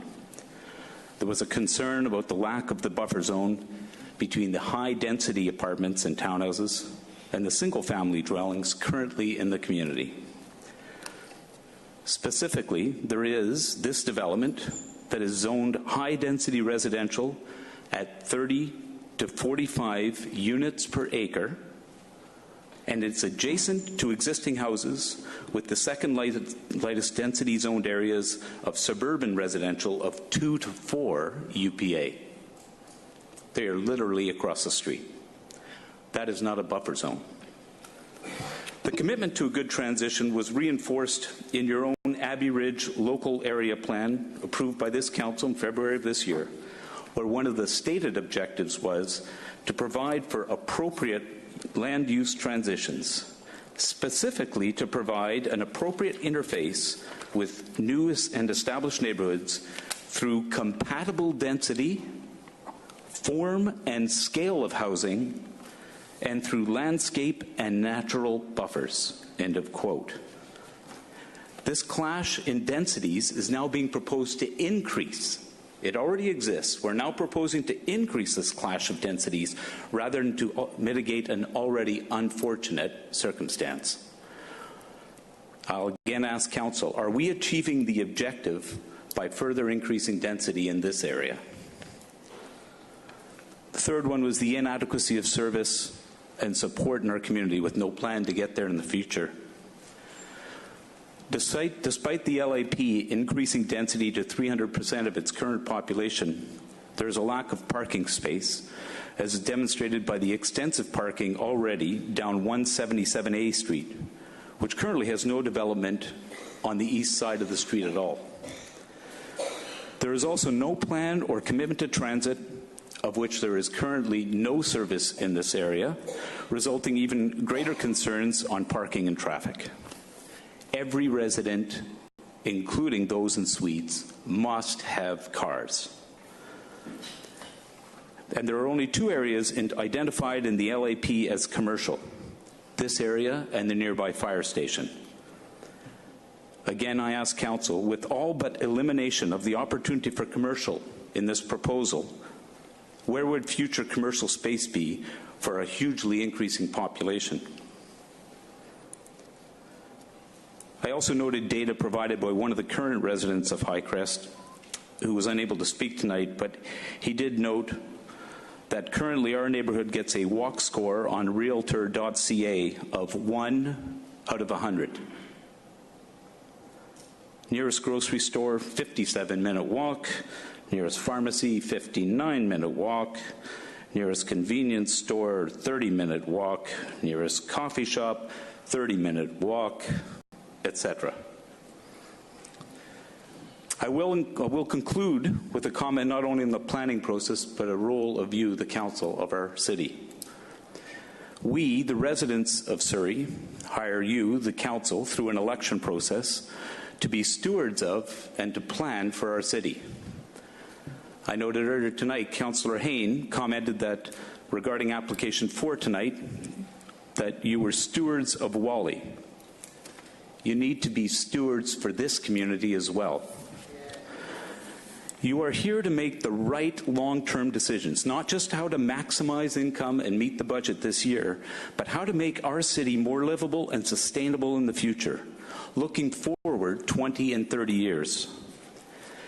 This proposal proposes to add another 105 units to an already overdense site, in conflict with the residences across the street. This proposal removes any prospect of a commercial neighborhood centre, not only this year, but at any point in the future. It makes our neighborhood just a bedroom community with less soul, less convenience, no town centre, and decidedly less neighborhood-oriented fashion. Your constituents, and in particular the residents of Abbey Ridge and the Fraser Heights community, have repeatedly and vociferously put forward concrete, sustainable reasons why the increased density of this development should not be approved. Repeatedly, hundreds of residents appeared in opposition, come to these meetings and stay for hours in opposition to it. 2008, 2009, and now again in 2017. A period of over a decade, and we have spoken loudly. I ask Council, as stewards of the voters' long-term benefits and the determination of what this city will be in the future, are you trading off the loss of this community's neighborhood centre and a sustainable town centre approach for the increased revenue and higher density from 105 condos to the satisfaction of a developer? Thank you. Thank you for your comments, sir. And I would remind the audience that Council is obliged to look at every application that comes before it. And yes, I agree that this application has received time and time again changes that have been requested of us.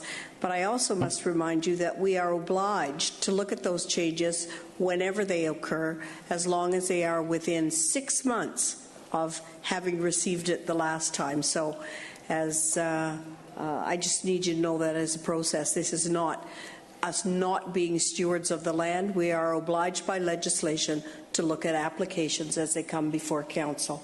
Next one up, Heather Nadine.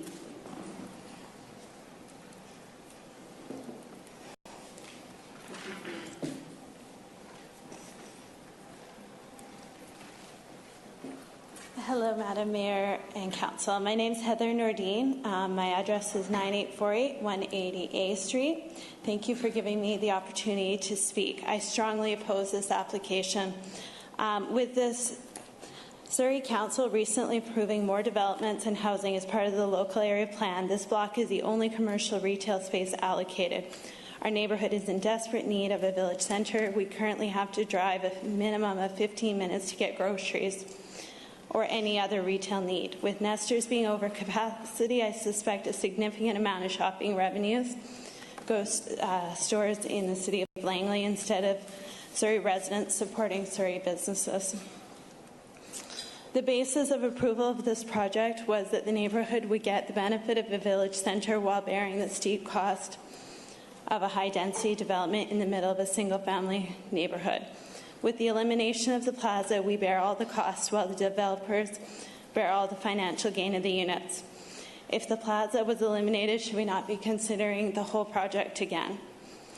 The cost of the retail plaza was the offset to the developer for the significant revenues received in the build-out of all the townhomes and condos.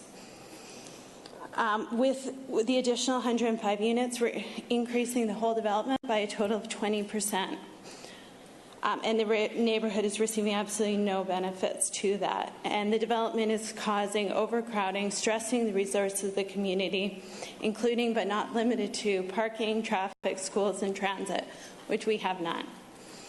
As a resident, I was unimpressed that there's no communication or open house from the developer regarding this dramatic change, and it suggests the developer may never have intended to build out the plaza simply to get approval for the project, start construction, and then come back to council requesting eliminating the only benefit to the neighborhood. Thank you. Thanks a lot for your comments, Heather. Judy Lands is up next.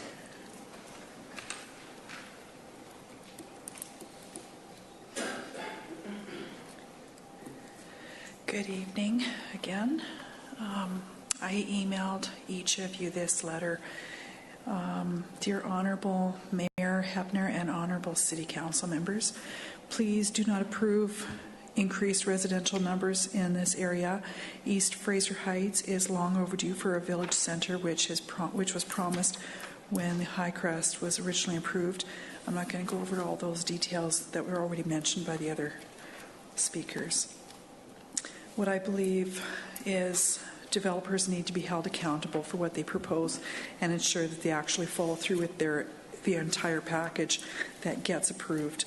As the population increases in East Fraser Heights, the need for a neighborhood village becomes more and more necessary. The nearest one is 108, shrinking the original proposed and an approved amount of 142,000 square feet down to a piddly 4,050 square feet is changing it from 100% to 3%. This is a joke. That means a village is reduced to the equivalent of one barbershop in someone's backyard. My husband and I had been hoping we would have another local grocery store like a No Frills as an alternate to the higher-end Nestor's Market. The village could include an ethnic restaurant, a shoe repair, or especially another medical clinic because the one in Fraser Heights is always so overbooked all the time. Other professional offices would also be helpful, such as an accountant, an insurance agent, tutoring services, or a daycare. We also still have not had an improvement in the transit services despite the increased population.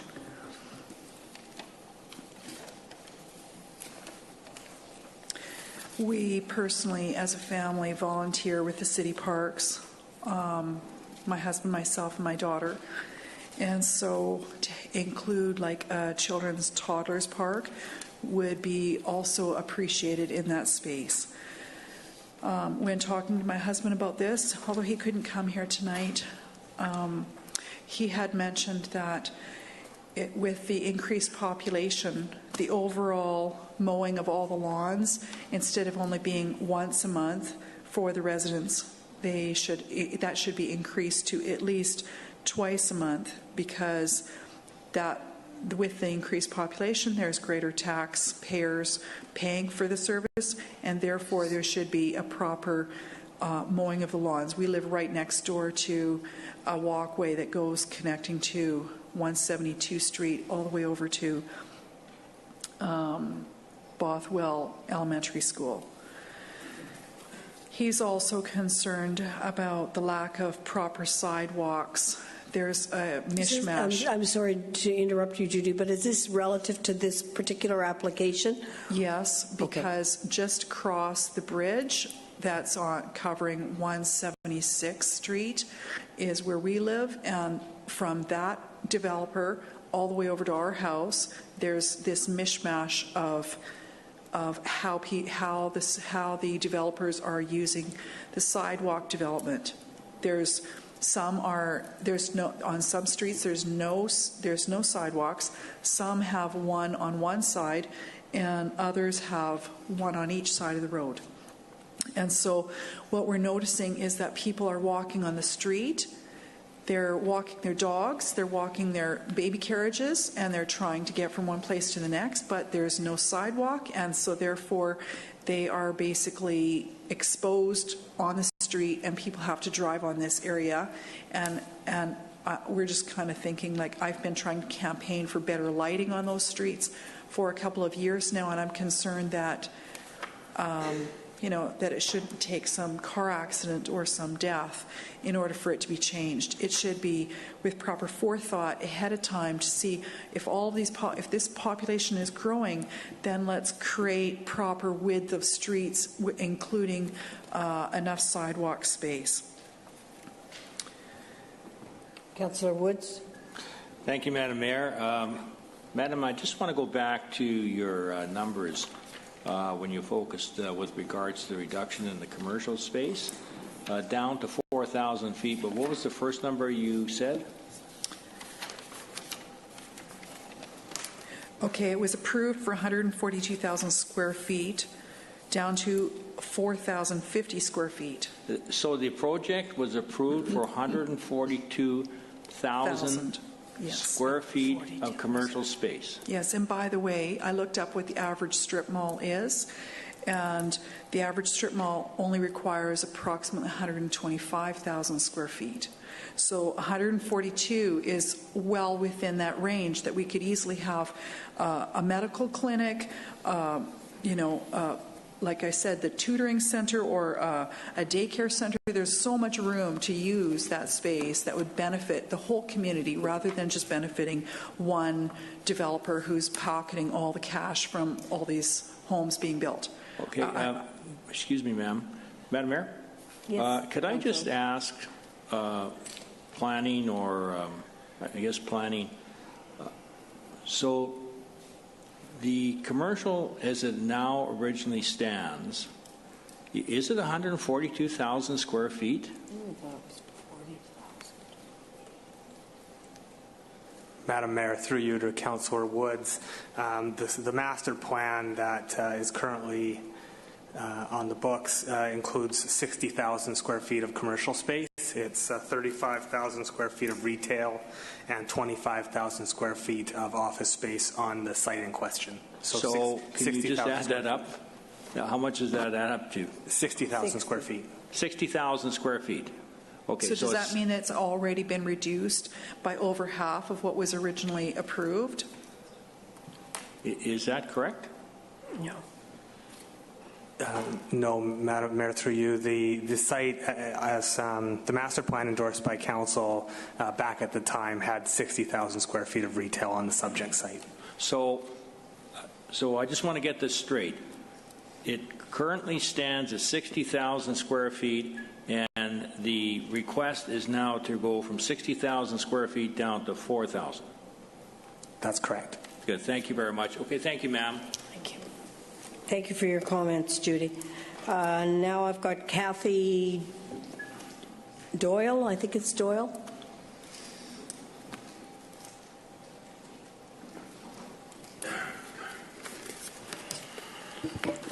Thank you, Mayor Hepner and councillors. Just to clarify that last point, this has been a bait and switch from the get-go. It's so different than when we all participated in the community plan and we all went to all the meetings, all the models, and we all looked. It was at 140-some thousand square feet back then, and it has slipped down to 60, and now it apparently wants to go to 4. So this project, I guess, Lindsay stated very articulately what we're stuck with, and actually Anita Huberman stated very articulately what we want. We want vibrancy, we want commercial, we want connectivity, we want pedestrian, we want amenities. And honestly, if you approve proposal number 4 tonight for those reasons, in order to be consistent, you need to deny this application tonight, because we do not have any of those things, and we've been asking for them. And so I guess I just I ask you 2 things in the alternative. Number 1, please deny this application tonight. It's exploitive of our community. We have lost so much from what we all invested in good faith a decade ago. There were countless people, everyone I knew showed up. People don't anymore. We've lost faith in the process.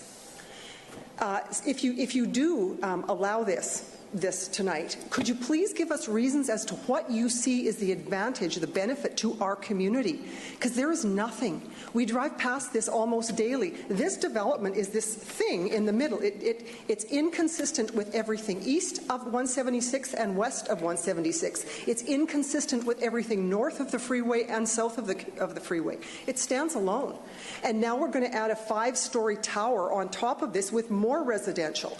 And it's inexplicable. It's incomprehensible. So if you do have some reasons, could you please share them with us if you choose to approve this tonight? And I guess secondly, perhaps you have information that you can't share with us. Perhaps there's going to be a Costco on the southeast corner. Maybe there's commercial slated for there. We don't know anything about it. If there is, and if there is that kind of thing floating in the back of your minds, perhaps we're going to get rapid transit down the freeway. I don't know. But if that's true, you know, you can also say no, because you don't have to act tonight. You can decline to act, and this property can sit in limbo until whatever is in the background actually comes to the fore. So, you know, please give us the vibrancy that Mrs. Huberman was asking for Proposal 4. Thank you very much. Thank you very much for your comments. Is there anyone else wishing to make a comment tonight on number 8? Okay, sir.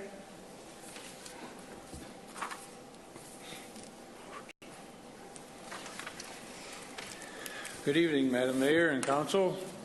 Ed McIntosh, 11136, 156 A Street in Fraser Heights. Long-term resident, recently the president of our community association. A couple things before I make my comments is there was one of our neighbors was not sure that he had collected letters of 23 in opposition, and we're not sure if they got through or not, so he handed them to me, the letters, and I'd like to, if I could, give them in just to make sure that they're documented and registered in opposition to this proposal. Carried. We'll receive those. Thank you. Pardon me? Thank you. We'll receive those. Okay, I just had the motion and to receive. As was mentioned earlier, there was one of our residents who couldn't make it tonight, who is a resident of Highcrest, this project. He asked me to read out his letter, and with that I'd like to also give a copy of the letter that he sent to me, and then I'll, so it's registered. I'm not sure if he sent it to council already ahead of time or not, but he asked me if I would read it into the record, and it's regarding file number 79160037. Please join me in rejecting the rezoning request that reduces the commercial space at 9933 Barnson Drive East. I live at the townhouse complex at Highcrest with my wife and 3-year-old son. Currently, the walk score in our neighborhood is 1 of 100, according to the Realtor.ca. Take a moment to consider this. This means that we are completely car dependent for even the most basic of needs. Here are some walk times provided by Google from our location. Please keep in mind these trips are one-way trips. The nearest grocery store is a 57-minute walk, nearest pharmacy 59-minute walk, nearest convenience store 30-minute walk, nearest coffee shop 30-minute walk. According to the City of Surrey, the Abbey Ridge community is projected to significantly grow in population over the next 10 years. We depend on the City of Surrey to design forward-thinking neighborhoods for us to thrive and grow. If the commercial zone is removed, then residents will be dependent on their vehicles for a lifetime. Our neighborhood is getting a reputation of inconvenience. As a family, we are doing our best to avoid buying a second vehicle. If nothing remains in walking distance, then we will likely need to submit and be a multi-vehicle family. This is the decision faced of many families in our neighborhood.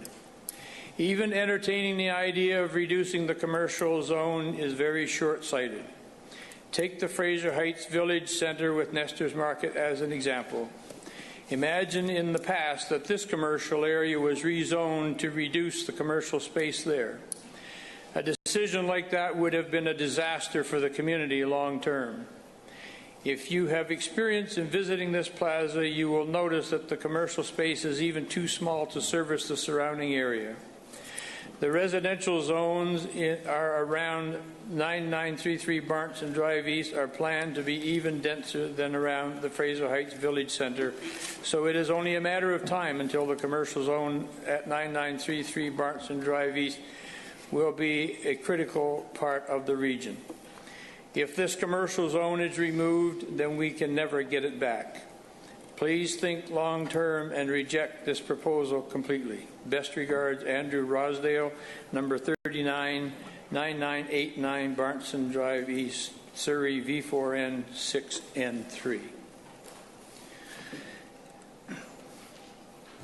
And being the president of the community association, you see the kind of support one gets with what you heard from the residents here tonight, and that's why I like to go last, so that they, as the residents, let you know exactly what they're thinking and what they have to say and what our position is and the reason for it.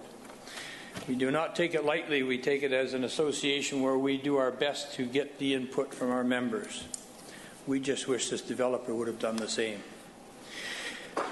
Also, if you look at Fraser Heights, we now believe, or what we've been given to understand, that we are a community of about 25 to 28,000 people. The only retail plaza we have in our whole area is the one that's been referred to at 108 and 160th. The Nestor's Market, Tim Hortons, and the few other stores and businesses that are in there would have been a comparative to what would have been expected to go into this site. However, I have also, as part of our submission early on in opposition to this proposal, I had sent like a dashboard of events of what's happened at this property. And I really question where the 60,000 square foot comes from, because I have documented here, and I have give you a copy if you like. I have one to put in and one for myself. It's between the period of October of 2009 to May of 2011, there was a very tumultuous time in this community, in our community, regarding to this property. At the end of the day, there was a compromise reached, and I have documented the corporate reports. Everything is listed here that says that there would be 600 units would be built. In return for that, there would be 142,000 square feet of commercial. Now, where this 60,000 comes from, I have no idea. It's not listed anywhere here. And if it was somehow reduced, there doesn't seem to be any corporate report about it. That would have, in fact, been, in rough terms, about the size of our Nestor's Market Mall over at 160th and 108th. So with that, I'd like to, if I could, just hand this fact sheet in. That a lot of research by one of our people has copied all of those. Any opposed? Carried.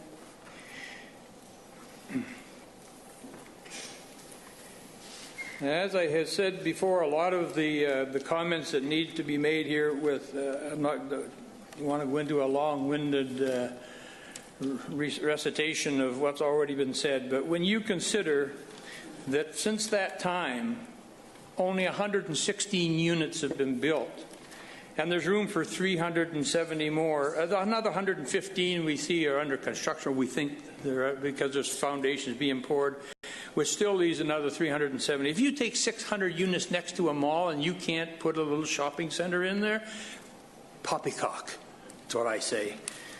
This is a developer who absolutely has no interest in the community, refused, I was told by planning. Apparently it's a normal process that when a developer is going to make a proposal, they will meet and try to explain to the people in the community what they're going to do. I was told by planning that this developer refused to have such a community or such a public information session. you can certainly understand why, just with the people that showed up, and nobody wants to lose this retail outlet retail plaza because it is so needed in this area. Not only do these units on this property, we've been here before over properties in Fraser Heights. If you go a few blocks east and a few blocks west, you'll have another 200 homes that are being built over the next year or so, or a year and a half. They all have basement suites. That means extended family or rentals. The population is going to be very substantial in this area. Yet this guy wants to just take this thing and turn it from what would be a decent-sized little community plaza into a joke, 4,000 square feet. Give me Councillor a break. Gill.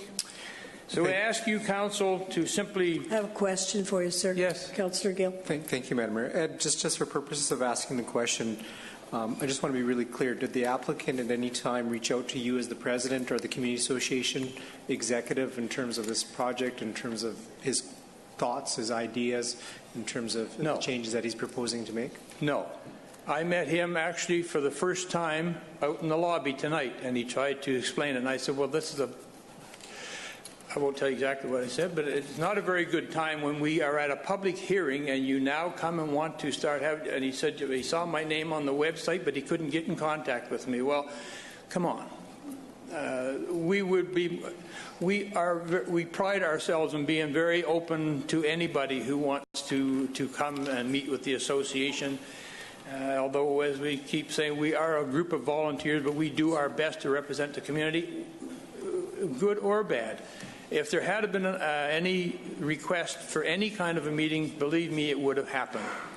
Excellent. But we had no contact. Thank you for that clarity. Thank you. Thank you. So in closing, and we're, I just wanted to go back to a comment, Madam Mayor, that you made about you're obligated to consider any proposal that is brought before the city. Well, we are. That may be, but are you not then also able to oppose it or say you recommend against it? Well, absolutely. Then after this deal was made here in 2011, and planning council, the developer, and the community all agreed on what was, and now a few short later, with very little change, I see planning is now recommending this new proposal. Why would they do that? If all the facts are borne out and are put before them, they can come with a recommendation for, or I would suggest against. Then you ought to have somewhere, there have to be some credibility here where people stand up and say, look, here's what happened, live to the deal. And that's all we're asking tonight, is just keep the promise that was negotiated and agreed upon in 2011, May of 2011. And just keep it in place. That's all we ask. Thank you very much. And I thank you very much for your comments tonight. Is there anyone else? That's the last speaker I had. Ma'am, are you going to speak? Yes. Okay. Good evening, Mayor and Council members. My name is Bevan Dollywell. I actually live on 10177 177A Street. Excuse me. With this development happening, I've actually had, well, we recently have Surrey Bend Park there. And since I'm the last house on the street, we usually have a lot of the bicyclists, the pedestrians walk by and always ask. They'll knock on the door. They'll be like, hey, where's the nearest coffee shop? Is there somewhere where we can have a bite? There isn't. And it's sad. It makes me like very tearful because I have a little niece. Where am I supposed to take her when it's like midnight and she's sick? Or for like even just medical health clinics, grocery stores, just to pick up diapers, or just have coffee with your friends. I had to purchase a vehicle. I came from Prince George, a place where it is community. We have Little community centers, I never had to purchase a vehicle until I got here 5 years ago because there's nothing. There's a lack of transportation. There's a lack of commercial space where I can just get up and just meet with my neighbors, get to know them at a higher level. Nothing. So I highly oppose this, and I really, really hope you consider this. Thank you. Thanks for your comments. Let me just get a show of hands here, if you'd hold the applause. Let me just get a show of hands. How many more speakers? You, sir, and you, sir. Okay. You come to the mic. Thank you. Give your name and address, please, for the city clerk. My name is Jerry Chand. My address is 17460 Abbey Drive. I'm one of the first earlier residents before any of these malls were built in the area in Fraser Heights.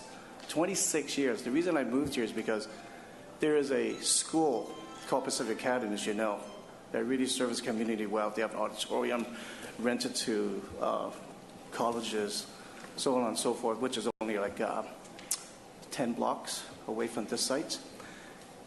And my kids grew up, well, first of all, my kids were, I had one child when I came in this community. She's 28 years old now. And we had 2 more kids since then. So we moved here when she was 2 years old. And what happened was that when we moved here, it was mostly farmland. And I watched the development of the whole neighborhood. So I'm one of the longer residents. There used to be cows in the area. We lose that, which is fantastic because the neighborhood has become very, I guess, a very beautiful neighborhood to live in. I mean, my kids have now moved out. They're living down in Vancouver. They grew up in the area. And what I see is that since my children have moved into Vancouver, the point is this. Vancouver Council, it's all about walking distance to everywhere. And they created bike lanes throughout the whole city. And I've been watching that for the last, say, 8 years. My children's been moved down there. And I noticed Surrey has not really have a plan of condominium heights, walking distance, how green are you in numbers. I don't know exactly how that works, but there's a walking rate, which area is a nice area to walk. There's no areas to walk. There's no buses. I live here 26 and a half years, and there's no bus route where I live on Abbey Drive, which is 176. I never spoke before on council, but this is really important to me. I live about 4 blocks away from here, 3 blocks away from here. And when I drive by and I saw the townhouses, I was very glad that they were there. And I was shocked the amount originally proposed to what it is now. You have now created about 12, 15 buildings. And I thought when they stopped at 6 or 8, that was fantastic. And they doubled it since then. And now I just found out last week that there's a meeting tonight. And that it's going to go, the commercial is going to go from 140,000 square feet to 4,000. Well, my house is not that big. It's only about 4,500 square foot on 1 acre. I'm still on an acre. I'm very blessed to have that. But to see a commercial, I thought the commercial would go ahead. And now it's down to 60,000. I'm very, very shocked that I lived in this area hoping for some sort of walking distance, 3-4 blocks from here, and to absolutely 4,000. 4,000 like having a 7-Eleven. That does not serve the community well. When I see Vancouver having such a wonderful city plan of the future, I really like to see Surrey City do the same thing as Vancouver. Maybe not the extent that the amount of bike lanes, but certainly we should have some bike lanes. And I mean, Honorable Mayor, I just love the fact that you've taken, I remember when you were elected, you wanted to put transit, the light rail. I said, wow. I mean, I just love the idea. It's going to be, I don't want to drive my car. I have to drive my car because there's no way I can get anywhere because there's no bus for about 15 blocks from my house. There's a bus line. So I just want to, hopefully the council understand this. Let's try to be more like Vancouver. I bought a place in Prime for one of my kids at Prime, which is only across the way here. The big tower right beside the, across from the library. That was going to be completed in about 2 years. It's fantastic. And I know that when I'm in Vancouver walking around Yaletown is fantastic. And we're building something like a Yaletown. My son encouraged me to look into it, and I did. And the proposal that you guys are doing are fantastic as far as I can see. We're more like Yaletown downtown, walking to everywhere and shopping. But yet where we live, there's nothing. Absolutely no walking, biking, any of that to anywhere. So I just want to, encourage the council to understand that we need to develop more walking rating. I don't know how that's rated. There's international rating. Denmark is fantastic. Everybody has bikes and walks. And here in Vancouver, in Surrey here, there's no walking to anywhere. The closest is Nestor, which we love having that there, but that's the only place we can do banking, medical, dentistry, food, on and on it goes, as you know. It's so nice to see the community, and I just want to share my personal experience what this is. I'd like to be more like green type of city. And Thank I know, you very much Mayor, for you your comments. had wonderful Yes, ideas. I I love do. it. Thank you.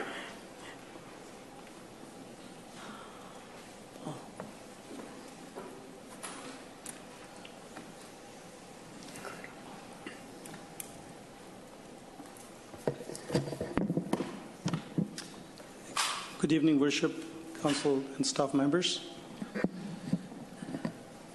I'm here to explain you regarding the proposal. We've been working on this site for the last 15 years. The site has been zoned commercial for 15 years. There's not a tenant on site that has signed on a paper to move onto the site. We tried with everybody. Like we went to Nestor's, we went to Save on Foods, we went to supermarket, we went to all their small stores, we met all their VPs, we went from gas stations, you name it, example. It's easier to say and then to do, example. But we have users who were coming to our site, we were dirty users, they were off-time runners, they were, we didn't want them to be on that site. So we tried for the last 15 years to have somebody move onto the site and have the usage. We do like to build commercial, but there's nobody there signing at the bottom line to move onto the site. So that's the difficulty we went in there. We do care about the neighborhood. Where we're building the townhouse right now, this moment, we had the building that was approved for 106 units. We looked at it, and the strata was getting mixed with the apartment and the townhouse together, and we had no way to separate it. We dropped certain units to make sure the community has all townhouses, not mixed with two different things, and they're paying very high strata fees. We met with the engineering. They asked us to build a sidewalk on our side of the development. There's existing sidewalk going to go right from 176 to the end of the Barnston Drive, which we are building as we are building the project, and that's otherwise there is already a sidewalk existing on the other side of the development. On this site here, this site got caught in the middle when we had this site zoned commercial in this part. We had many meetings with the highway department, with MOTH, because the highway was getting design build project. We probably had done 20 concept plan. We did a traffic studies. We have numerous sites so we can get some access from the highways so we can support this commercial from long time. We had studies done in the area there where the commercial was not adequate, and the commercials on 98 and 176, which was existing commercial, has been closed last year because it was not supported. There was a coffee shop on 184 and 96 was closed last year, was not supported. There were commercial sites on 192 and 96 are still half vacant till today.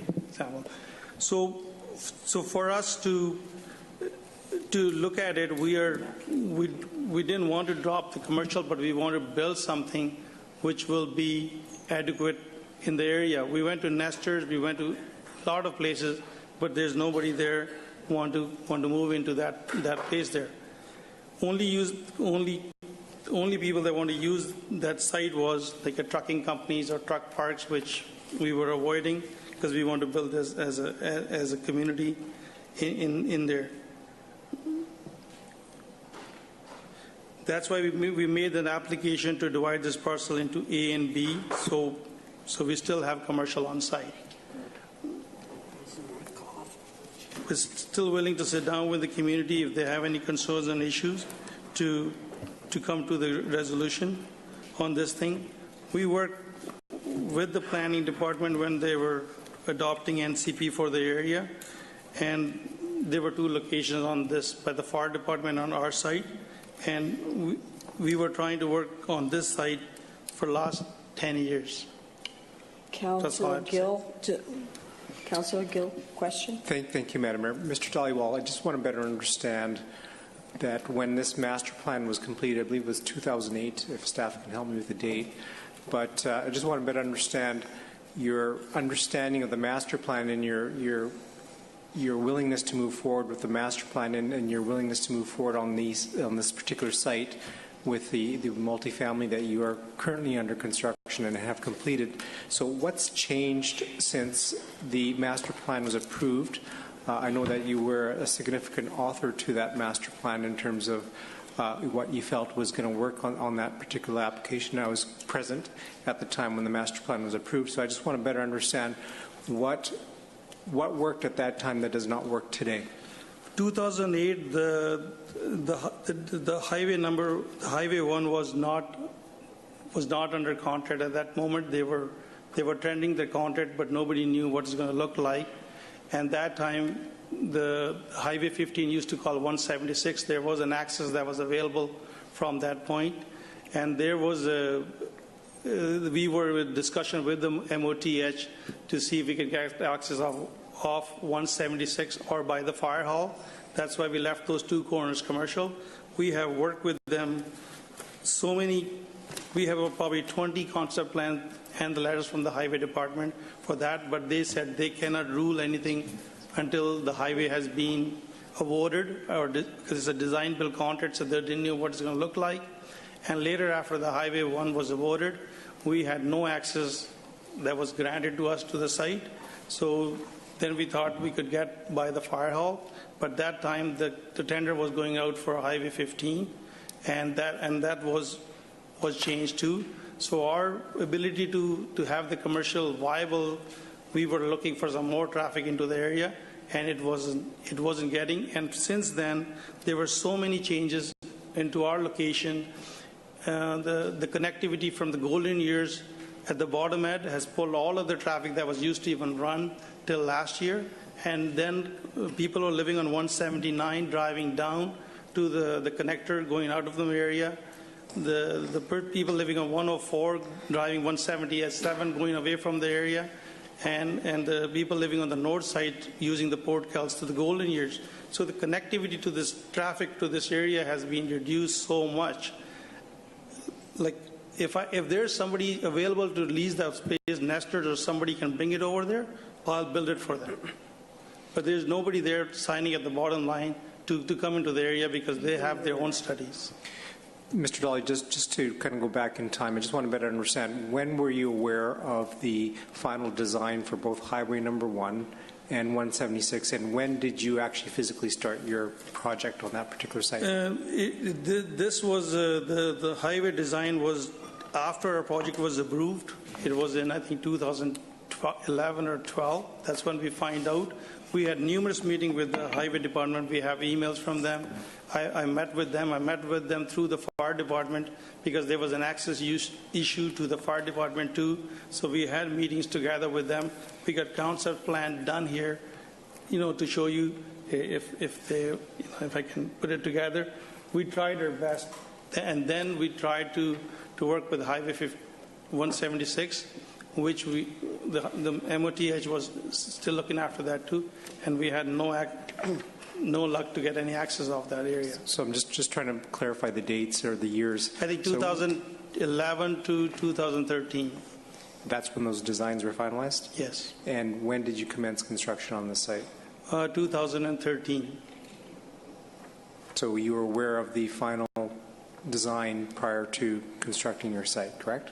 Prior to getting this commercial zone for the area, there was no design for the highway or highway. So the zoning happened prior to the final design changes, being made. Yeah. But again, the question is, you were aware of the final designs for both Highway Number 1 and 176 prior to you commencing construction on your physical site? I was aware of Highway 1, but not for Highway 15. That was still called 176th Street, and we were assuming that we're going to get access. And when was the design finalized? I'm not even sure exactly when it was finally constructed, but when was the... My guess is after 2013. Thank you. Councillor Steele has a question. Thank you, Madam Mayor. Mr. Dhaliwal, we've been going through this for a long time. Some of us have been following with you since day one. But I think you said earlier, just when you were speaking, that if the community wants to sit down with you, you'll work on the project. Do you have anything else to offer the community that would mean that it would be worthwhile them sitting down and talking to you? I don't think they want to hear what they're hearing. So I'm definitely willing to work with them and get their concerns.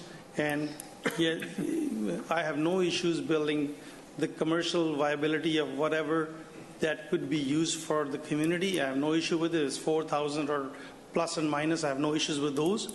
But at the end of the day, I'm looking for tenants to move into the area and supported by the community. That's my goal in there. When I'm open to sit down with the community and Abbey Ridge or Fraser Heights.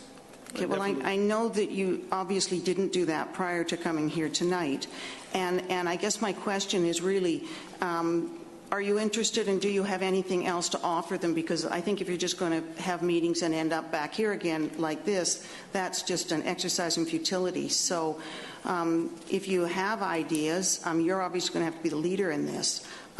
Is it worth sitting down with the community, and are you willing and able to do that?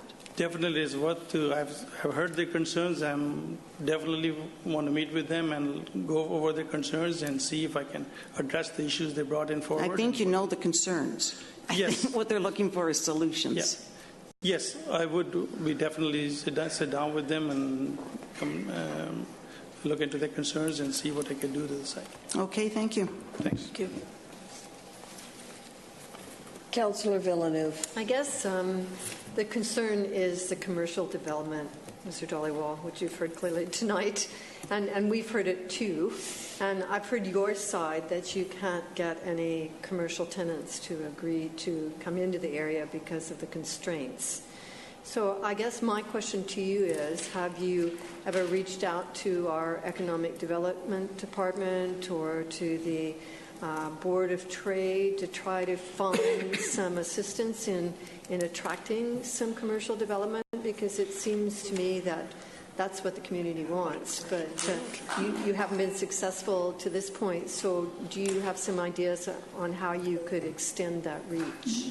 Any assistance is always helpful, and I would be happily to meet with them. I have 3 buildings right now at Surrey vacant. They're from 20 to 40,000 square feet. And I am concerned with those buildings. I do. If there's a help from these departments, I'm finally willing to sit down with them, and if there's a solution for it, it's always helpful. Okay, thank you. Thanks. Mr. Dhaliwal, do you have a commercial realtor looking for you? Yes, I do. Yes, you do? Okay. Yes.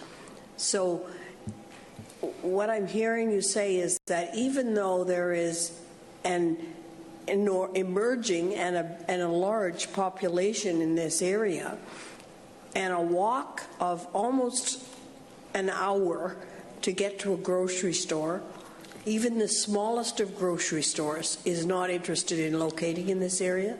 No, because I've got the samples, I got the studies done from them, and the issue is the commercial viability has been changing so much in the last few years.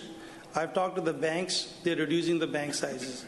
I met with the nesters to name it, everybody that in the industry. There are very few players who owns each other. The Frills owned by Superstore, Save on Woods. There are very few companies, right? And they're all reducing their sizes. Even the Superstores or other stores, they're all reducing the style. And I didn't have luck with anybody. I met with Petro-Canada gas stations. I have letters from them. I can show you the meetings, but I had no luck.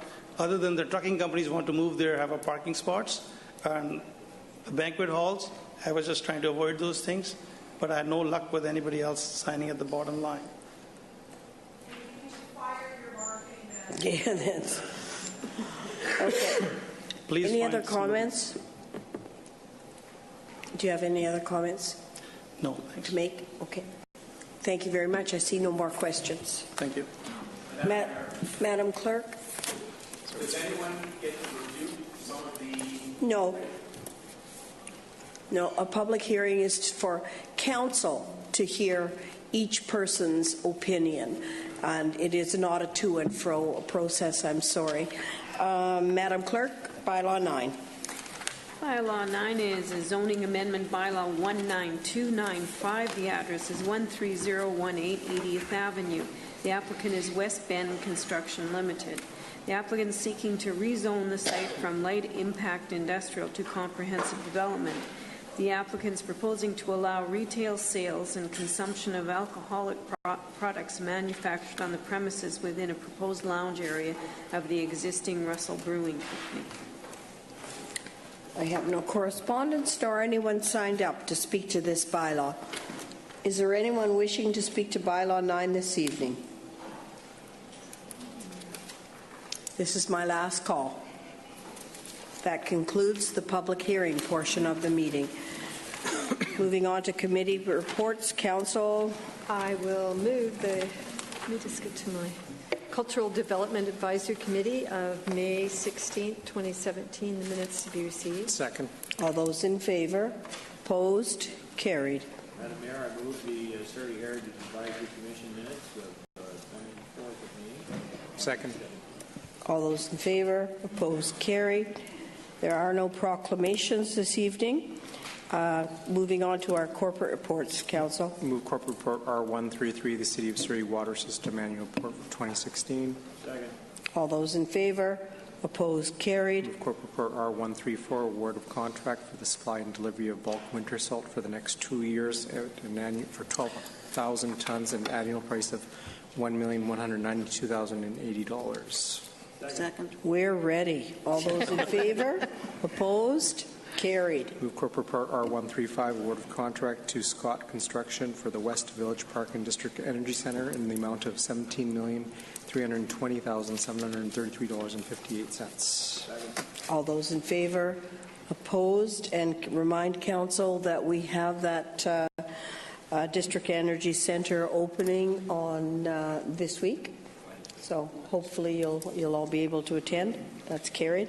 Move corporate report R136, sponsorship request, the Center for Child Development in the amount of $3,000. Second. All those in favor? Opposed? Carried. Move corporate report R137, sponsorship request for the Darpin Extraordinary Achievement Awards in the amount of $7,500. All those in favor? Opposed? Carried. And finally, move corporate report R139, report of council remuneration and expenses for 2016. Second. All those in favor? Opposed? And that's carried. On to the business arising from the public hearing. H1. I'll second the denial, Madam Mayor. All those in Councillor Woods speaking to denial. Well, Madam Mayor, I'm going to support denial in this matter. There's just too much opposition from the community. And I'll hold my comment as to their thoughts, but I will be supporting denial. Speak to it. Councillor Villeneuve. Thank you, Madam Mayor. I move the denial because it's clear to me, as a resident who lives in the area, that there's very little support. And basically because of the reasons presented, that it doesn't meet our policy, it doesn't fit within the neighborhood plan. The ratepayers vote the meeting was lowly attended, and people were concerned that it was being represented without proper notice on that vote. Really, the parking is just basically sufficient for what businesses are in that area now, and because it's a very busy little neighborhood center that has had successful businesses. But I think the concern primarily, too, is that the easy access to the alcohol and the possible fueling of problems in the area because of that easy access. And I think for me, who lives in that community, the summertime with the swim club with the 400 families and all the kids biking in that community and up and down the hill now, accessing it more because we've made that area much more bikeable and walkable, that it is just could be a recipe for disaster. And so everyone in the community feels that the policy is too close to Crescent Park and Crescent United Church that has the daycare. And we all have easy access to Ocean Park or to the liquor store on 16th and 140th Street. And everyone would get in their car to drive up the hill anyway because it's a steep hill. They're not walking up there to get their little extra bottle of wine. So I don't think it's the proper shopping center for a liquor store. And though the owner, I think, has been very responsible with the businesses that are in there, this business isn't the right fit for the neighborhood. Thank you. I think that was 16th and 128th together, wasn't it? Yes, 128th and 128th. Right. Okay. I'm going to call the question on denial. All those in favor? I'm in favor as well. That is carried. Second. All those in favor? Opposed? Carried. Also on two. Opposition, Councillor? Yes, I am. Okay. Thank you very much. Okay. Also, Madam Mayor, on number two, move that council support the issuance of DVP 7916009500 upon final adoption of the related bylaw. Second. All those in favor? In opposition? Dave. For number two? Yeah. No, development variance of the one that you opposed. Yes, that's right. Okay. Opposition opposed. Thank you. Yeah, I know. It's a late hour. That is carried. Madam Mayor, on three, move third reading on the OCP. Second. Just could I ask a question relative to that? This is the one that was in stream prior to the change and had some concerns around the trees. This is the business park. The business, development of the business park area on, yeah. That's correct. The application was in stream before the changes. Okay. So if there's, can we can't rejig where we're positioning that relative to the stream? Can we take another look at that? I'd like to refer it back. That's up to council. Mm-hmm. Okay. Madam Mayor, I'll refer this back to look at the positioning of that building and possible buffer with some of the trees to that site. I'll second from, that. Residential to business. Will council support that? Referral back. Okay. Okay, all those in favor of that referral? Okay. Opposed?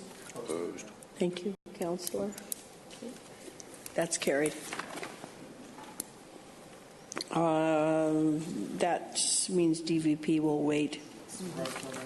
Yes. And number four. Second. All those in favor? For number four? Opposed? Yes, I'm in favor. Okay, that's carried. Just a minute, Councillor. Let me make you live there. I'm in support of moving up the FAR to 5.5 from 3.5, and basically one of the reasons why I am is that, of course, it is close to SkyTrain. It's not that far away, and I think that all the comments with regards to the need for housing in the area within the Lower Mainland, period, is a concern to everyone. So I am going to support this. I really hope that the Phase 1 sells well and you push on with Phase 2 as soon as possible. So having said that, I do agree with planning's comments with regards to 136A. I think it should remain a through street for vehicle traffic with closure for special events. Thank you very much. Thanks, Councillor. Councillor Steele? Thank you very much. Well, I certainly look forward to this building projects coming into my neighborhood. I'll be waving to you because I live in this area.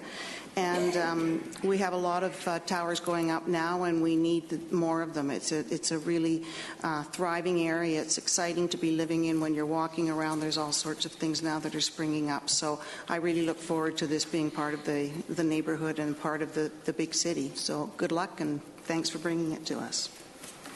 Councillor Gill?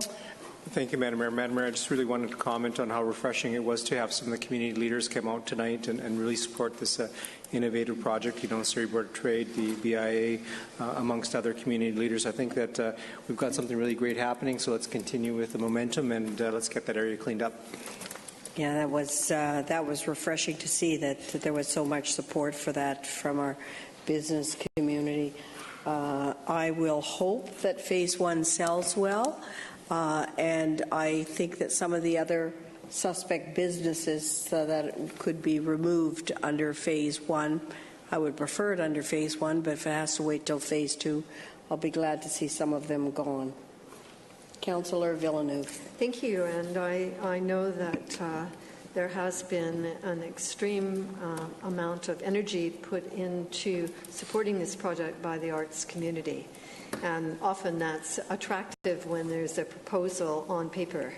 It's more challenging once that proposal gets on the ground to see what kind of support is given to the arts community in allowing them to flourish and grow. So I'm hoping that the tempo that you've built amongst a number of the arts groups will be sustained once the project is in place, and that you'll be able to work not only with yourself but with other developers in the city to revitalize that area and give the artists some space to actually create and support the initiatives. We did try to get an artist-run gallery off the ground in the Newton area. It has its challenges, so there needs to be a commitment by those who have said this is part of the project to get that off the ground and to keep it off the ground. So I'm supporting this in good faith that you will do that. Thank you, Councillor. I'm going to call the question. All those in favour? Any opposed? And that is unanimously carried. Thank you very much for bringing a great project. So, Madam Mayor, also on 4, move third on the zoning. Second. All those in favour? Opposed? Carried. On 5, move third. Second and all. Second, and speaking to it, Councillor Hayne. Thank you, Madam Mayor. And I just wanted to comment that Phase 2 of this project is really going to be transformative for the city, and I want to congratulate PCI. I know a lot of the focus tonight has been on the other development to the north, but I noticed that between these two developments, there's over 1,000 dwelling units in city centre that have received third reading tonight, and again, that is really going to be transformative with the city, and I want to congratulate PCI on the existing. The Phase 1 is a wonderful building, and had the opportunity to be in there a number of times with companies like Roland in there and so on, and of course Coast Capital, and I know Phase 2 is going to be terrific as well, so congratulations on that project, and I'll be supporting it. Thanks, Councillor Hayne. Councillor Steele. Thank you, Madam Mayor. Once again, I think this is a great project. I'm able and have the vantage point in my apartment to watch all of these buildings being grown or being built, and certainly the building that you have down there now is a landmark. So I look forward to this, and once again, this is going to make the neighborhood just terrific. Everybody's going to be wanting to come to downtown Surrey for sure. Councillor Villeneuve. Well, I'm certainly supportive of the project, but I'm going to state at this point that we have a lot of projects in stream, and a couple big ones we have approved tonight that are achieving pretty high density in our city centre. And so I'm actually very anxious to get our affordable housing plan on table and to be able to relook at the affordable housing unit contribution, which is many other cities require that, and it's time now that we have jump-started development in this area, and it's starting to transform, that we look at some of those other social needs. So I'm just giving that point to staff after we've just approved these two high-density projects. Thanks, Councillor, for the comment. I'll call the question. All those in favour? Opposed? And that is approved. Madam Mayor, move third on 6. Second. All those in favour?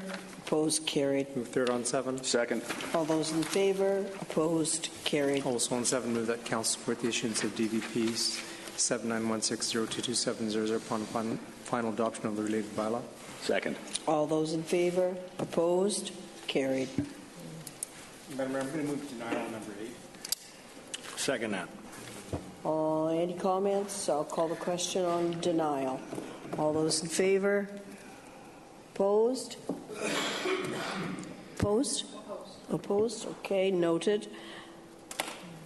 That is carried. Councillor Gill, did you want to speak to the next one or this one? We're done. I wanted to make a comment, Madam Mayor. Councillor Gill. Thank you, Madam Mayor. Madam Mayor, I think that there was a comment made earlier during public hearing that there's some expectation that the developer needs to live up to the deal, and it was really particularly important for me to actually mention that today.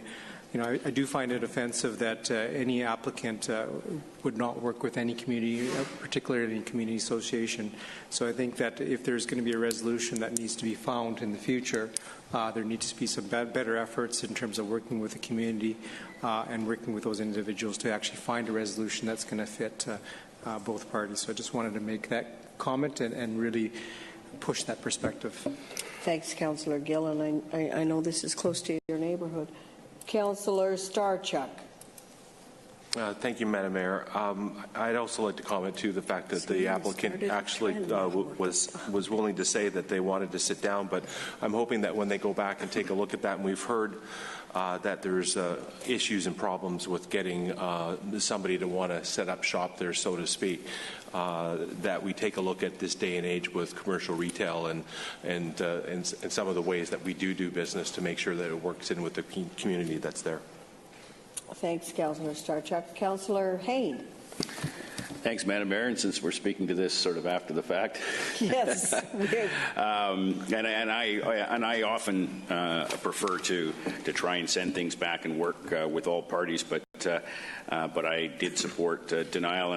But what I would offer is to, because Councillor Villeneuve did raise an excellent point, and that was to work with the business community, business associations, and our own economic development office to do what we can do as a group to ensure that 60,000 square feet of retail gets in there and gets in there as quickly as possible to support the neighborhood and to support the developer in his efforts to build that out. So I'll make a commitment to, as Chair Vi and I, to help ensure that we provide whatever services we can as a city to help in that regard. Thank you.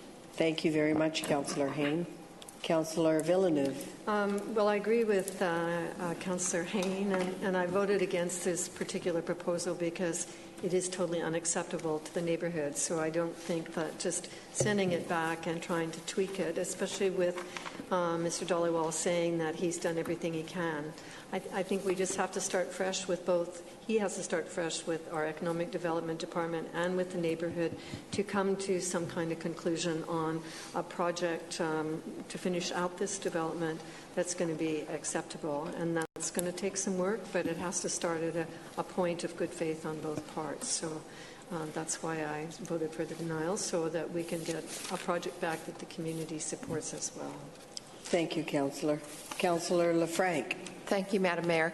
So I voted against the denial, but I was hoping that we could actually just send it back to staff, because I do think that the needs of the community are really paramount in this case, but it also sounds like it's very difficult to meet that need in the current market. So I do hope, like Councillor Villeneuve, that the community and the developer, Mr. Dollywall, are able to work it out, because I do think that we really do love walkable communities. And just as an FYI, I believe we have more bike paths in Surrey than Vancouver does, for sure. So that's, I do hope that they can work it out. But not in this area, and I think that was the point, yes. So, and support of denial does not mean that there is not an opportunity to assist in the existing square footage difficulties in filling that. And I appreciate, Councillor Hain, that you and your committee, of I think one, will help do that through economic development. I appreciate that, because I think the people in this area deserve the kind of vibrant commercial centre that they were talking about. When I hear that anybody has to walk an hour to get to anything that resembles that feeling, that sense of community, then clearly something's missing, and we need to take a better look at what would fill that need, if not this commercial space, because I think the commercial space is badly needed. So, hearing that, moving on to... Move third on 9, Madam Third Mayor. on 9. Second. All those in favor? Opposed? Carried. On 10, Madam Mayor, move that the Mayor and Clerk be authorized to execute DVP 7917014500. Second. All those in favor? Opposed? Carried. On 11, move that the Mayor and Clerk be authorized to execute DVP 7917017200. Second. All those in favor? Opposed? Carried. On number 12, move that Council support the issuance of a DVP 7917012000. Second. All those in favor? Councillor Starchuk, I'm sorry. Isn't this the one that... Is that, did you want to speak to this DP? Yes, I do. DVP? Okay. Thank you, Madam Mayor. I've taken a look. There was a letter that came our way to talk about how the house was going to be out of character for the rest of the frontages that were there for the rest of the street, and I found out that the house has been bought and sold 5 times in the last 18 months. And obviously the house and its location were a difficult situation with the creek that was in the back. However, the current owners have decided to demolish the house and then ask for the variance permit. And I can't support it. It's just going to be out of character for the rest of for the street that's there. So I won't support this. Okay, maybe we can get some clarification from planning on this, on relative to if the house has been demolished, can you not build on that same site? Or what is the rationale for this DVP? Yes, Madam Mayor, the demolishing of the building now means that to rebuild on the property, the current zoning bylaw requirements apply, including the new streamside setback. So it's our own setback again that has prompted this to now be closer to the front line. Actually, even though one clarification on this particular project, they're meeting the city's setback, but in this rare instance, RAR actually exceeds the city's bylaws. So they're meeting our setbacks, but after doing having their QEP do a report and looking at it, they found out that RAR actually exceeds our city bylaws. So they are now having to, what they're proposing to do is respect RAR now. They cannot vary RAR. So they can't vary RAR, which forces them closer to the front line, and does it put it out out of sync with the other homes in the area to a considerable degree? We worked with the applicant to try to come up with a building design that was of a size that was requested by the applicant to fit that lot. So the house is the house size is requested by the applicant. It could be smaller, but there could be some improvements on setbacks from the front. But the applicant, again, we worked with the applicant to create sufficient room in the rear of the property to have room to actually maintain the back of the home. Okay. Thank you. Councillor Gill? And just to clarify, Madam Mayor, just if the neighboring properties were to redevelop and they would be faced with similar challenges, is that correct? That's correct, yes. Okay. Thank you. Call the question on 12. All those in favor? Opposed? I'm opposed. One, two. That's carried, I believe, Madam Clerk. Okay, on thank you. 13, Madam Mayor, move that Council support the issuance of DVP 7916043100. Second. All those in favor? In opposition? Closed. Move final adoption Carried. on 14. Second. All those in favor? Opposed? Carried. Move final adoption on 15. Second. In favor? In opposition? Carried. On 16, move first. Second. In favor? Opposed? Carried. Move second. Second. In favor? Opposed? Carried. Move third. Second. In favor? Opposed? Carried. On number 17, on land use contract number 11, discharge, move first. Second. In favor? Opposed? Carried. Move second. Second. Favor? Opposed? Carried. Move third. Second. In favor? Opposed? Carried. Bylaw enforcement. Pass the following resolutions. So moved, Madam Mayor. Councillor, It's got the list can you of- pass the resolution as defined? So, second. Thank you. All those in favor? Opposed? Carried. And move the bylaw enforcement officer appointments on number 2 as stated. Second. Thank you. All those in favor? Opposed? Carried. And 3, move the bylaw enforcement officer appointments as stated as well. Second. All those in favor? Opposed? Carried. And on 4, move the bylaw enforcement officer appointments as stated. Second. All those in favor? Opposed? Carried. Number 5, Madam Mayor, I'd like to move that the delegation be referred to our Environmental Committee. I'll second that. Thank you. All those in favor?